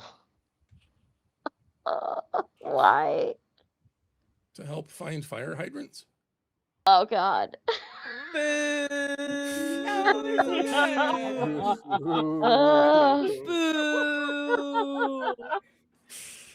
I love it. Keep them rolling. Speaking of which, Mags. So speaking of fire hydrants, inside a fire hydrant, you find H2O, obviously. What do you find outside a fire hydrant? What do I find outside of it, Steve? K9P? That's What? a good one. That's a good one. That required me to think a little bit. That's actually a really clever one, Steve. That's Wait, great. I didn't hear that word. What is that? K9P. K9. It's Aadi got it. I didn't have to explain to it. They're Aadi always got it. pissing on the. Aadi got it a little bit late to the game, but he got it. It's a fire Oy. hydrant. It's a dog's public Oy. urinal. And important one we should have discussed earlier on. Aadi, what's the safest way to climb a ladder? Oh. I am sure you will. I'm sure you will. Not by enlighten rolling me, a Steve. D100.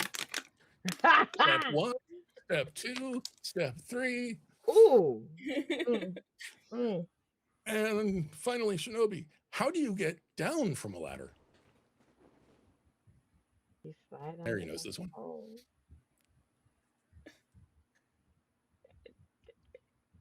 And count that 10, 9, 8. I don't know. You don't. You get down from a duck. That's wild. Okay, so Ooh. thank you all Oh for my thank you all God. for playing. Thank you all in Nerds with Dice Land for watching. We are so glad to have you. We're going to go around the circle one more time. These fine folks can tell you where to find them next. Please do bear in mind that we do have more Pride games coming up in the second half of July. Still raising money for the Translatin Coalition. I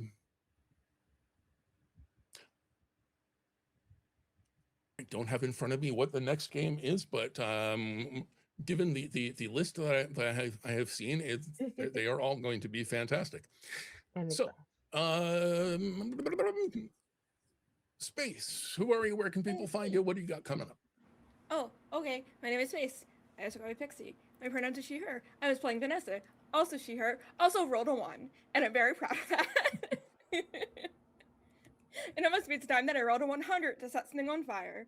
Yeah. I am a variety streamer, VTuber on Twitch, and sometimes I play TTRPGs. You can find me over on PixiePond, on Blue Sky, Twitch, YouTube, if you want to watch my old videos. I play a lot of video games. I will be back here on Sunday, here at Nerds with Dice, playing Mystery Business, which is a Scooby-Doo themed TTRPG, where I will be playing the group's mascot, who is a little raccoon named Bandit, who will steal something from someone, I'm sure. And then I'm also over on Lucky Red Sparrow. We do one-shots every other month. I think we're doing Pathfinder next. I don't know. We haven't decided. I think that's next. Or Daggerheart. I don't know. We did BTM last month, though. And then if you want to hang out with me for my birthday stream at the end of the month, again, over on PixiePond. I think it's the 28th or something like that. I don't know the date. I just plan things. I don't really remember when they are. That's it. Am I popcorning it? Can I go to Max? Yeah. Because they did that to me earlier. Yeah. Hi, Mags. They, them. It's down there. That's my name and my pronouns. I am a co-producer over at Streaming Rainbow. We've got a lot of things going on to the end of summer. Currently, right now, we have one more episode of Pride is a Riot, which is a variety of one-shots GM'd by Danny Mendoza. I can't remember the name of the game off the top of my head because it is late, and I also forgot to write that down.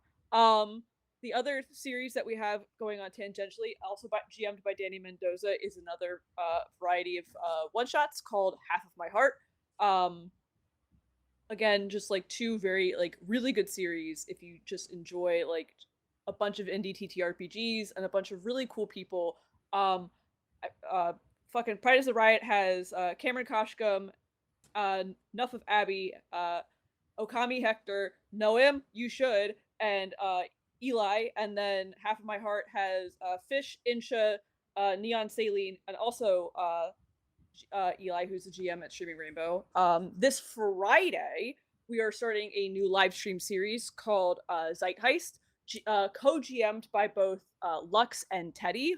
Teddy was on Black Dahlia, which was also GM'd by Lux. They are doing a Call of Cthulhu and Delta Green series. The Call of Cthulhu series is going to be the first 3 episodes, and then we go into the Delta Green. It's good. It's really good. If you like Call of Cthulhu, which you tune in and watch it. It's fucking sick. To the end of the month, we are also raising money for Serafina Smith. Serafina Smith is one of the founding GMs at Streaming Rainbow who had to flee Texas because, fun fact, Texas hates trans people. Did you know that? So due to her move and all the expensive, because moving is fucking expensive, we are raising money to the end of the month for mutual aid. I started getting into APs because of a little AP series that Sarah started that kicked off Streaming Rainbow called Hallie's Children. It meant a lot to me because it made me want to get into the scene more. If you could just donate even $5, means the world to just someone who has shaped this space as well as she could. I'd also watch Hallie's Children. It's fucking great. It's one of my favorite series ever. I can't recommend it enough. Oceania 2048, another series, a bunch of fucking duets ran by Danny Mendoza. You will see some familiar faces here tonight that will pop up later on in the series. I've heard it's fucking scary. I can't wait. I have to catch up on it because, again, I know too many people who are making too many good goddamn pieces of weird art. Inferno. Aadi currently is Kanto 6 Prophet. We are going into the penultimate episode next Friday, which makes me so sad because Kanto 6 might actually be my favorite Kanto right now. Don't tell the others. For me, I have a big thing coming up next month. Currently, right now, we are halfway through recording God Killer Home Run with Game Master Monday. That's right. We're making God Killer Baseball, baby. It's really fucking cool. Grant is GMing it. It's gonna be a 4-part series starring Brad from So You Want to Be a Hero, Sadie from Queer XP, Ian, who goes by Ya Boy Big, who's on Folk and Myth, and literally like anything that's fucking terrifying and good. No Gods, No Afters. Also listen to that. Ian fucking rocks on that, and they just got selected for NJ Webfest. Cool. Shadow Sylvia, also from GMM, and Kenny Chilton from This Could Get Dicey. This is such an all-star cast. It's such a good fucking series so far. I cannot wait to finish it out next week. It drops August 24th, wherever you get your fucking podcasts. We bastardize God Killer by Connie Chung and add a bunch of baseball mechanics for there should not be baseball mechanics. It's good. Other than that, support trans youth, fuck ICE, free Palestine. I'm popcorning it over to Aadi. Hi, hello, people of the internet. I'm Aadi MK, Fab, he, and pronouns. You can find me at Blue Sky at Aadi MK and on YouTube on Many Face Plays, where we're going to be doing a lot of crazy things very soon. But the next most project that I am excited for is something that I am. We started it together. I'm essentially the producer, and Danny R. Mendoza is the creative lead. But we are going to be doing the Conversations, a series of the time we have games where a bunch of fantastic and immersive storytellers are going to destroy your hearts with every version of the story that we are going to be bringing to that table. We have already recorded somewhere over 20, 30 fucking intense stories there. And that's just going to keep going. And we are probably going to have a second season of that. But the next most thing that I will probably be seen at some point is Earth's Children, which is the sequel to Haley's Children, which is going to be run on Streaming Rainbow, where it's a whole new cast, it's a whole new story, and we are going to be running our version of, I guess, Star Trek, because like it's a new galaxy. It's going to be explored for the first time. We're not going to discover shit because things are already there. We're just going to be exploring. But yeah. But yes, in that vein, fuck ICE, free Palestine, and maybe governments around the world can do a better job so that people like us don't have to donate to these causes from the limited money that we have. Fucking do your jobs properly, assholes. That's me. I will bump it over to uh, Mary. Hi, everybody. I'm Mary. My pronouns are she, her. I've been playing Amelia Whitaker today, our muscle. Where you can find me, you can find me online at the Nerd on Wheels everywhere on social media. Coming up for me, my next game, you can find me back here on Nerds with Dice on Saturday for part 2 of our Havoc in the Garden duology, where I am playing a follower of Hathor. All of us players are each devoted to a god, either from Mesopotamian or Egyptian mythology, and are trying to figure out what happened to the Greek pantheon, as all of them were murdered 10 years ago, and it seems like it's all going to happen again. We don't want our pantheons attacked, so we have got to figure out that before the end of the session on Saturday. And then also on Saturday, like literally like an hour after that game ends, you can find us back on Nerds with Dice for part 2 of our Fields of the Dead series, a Walking Dead actual play, all set in the Midwest, specifically Wisconsin. Uh, my character's wife was murdered, and I got to figure out who did it still. May or may not be another member of the cast. We'll find out. Maybe their character did it. I don't know. You'll have to find out at the end of the series what happens. Then every other Monday, you can find me over on High Shelf Collective, where I am running a mini series of Vesson for their Mon D&D series, a Monday night game night where we play anything but D&D. Vesson is a game about creatures and mythology existing in the world around you. You just can't see them. And it's all about trying to get rid of the British colonial machine that deals with Vesson, known as the Apollonian Society. So that is all the stuff. All my stuff is on social media, and I will popcorn it over to Sekiro. So I am Shinobi Sukiro. I played David Gauss today, and you can definitely find me on Blue Sky at Shinobi Sukiro. And I do have a few things lined up, but in true ninja fashion, I'm not going to display them because I'm tired and I'm not going to remember any of it. So Hakuna Matata.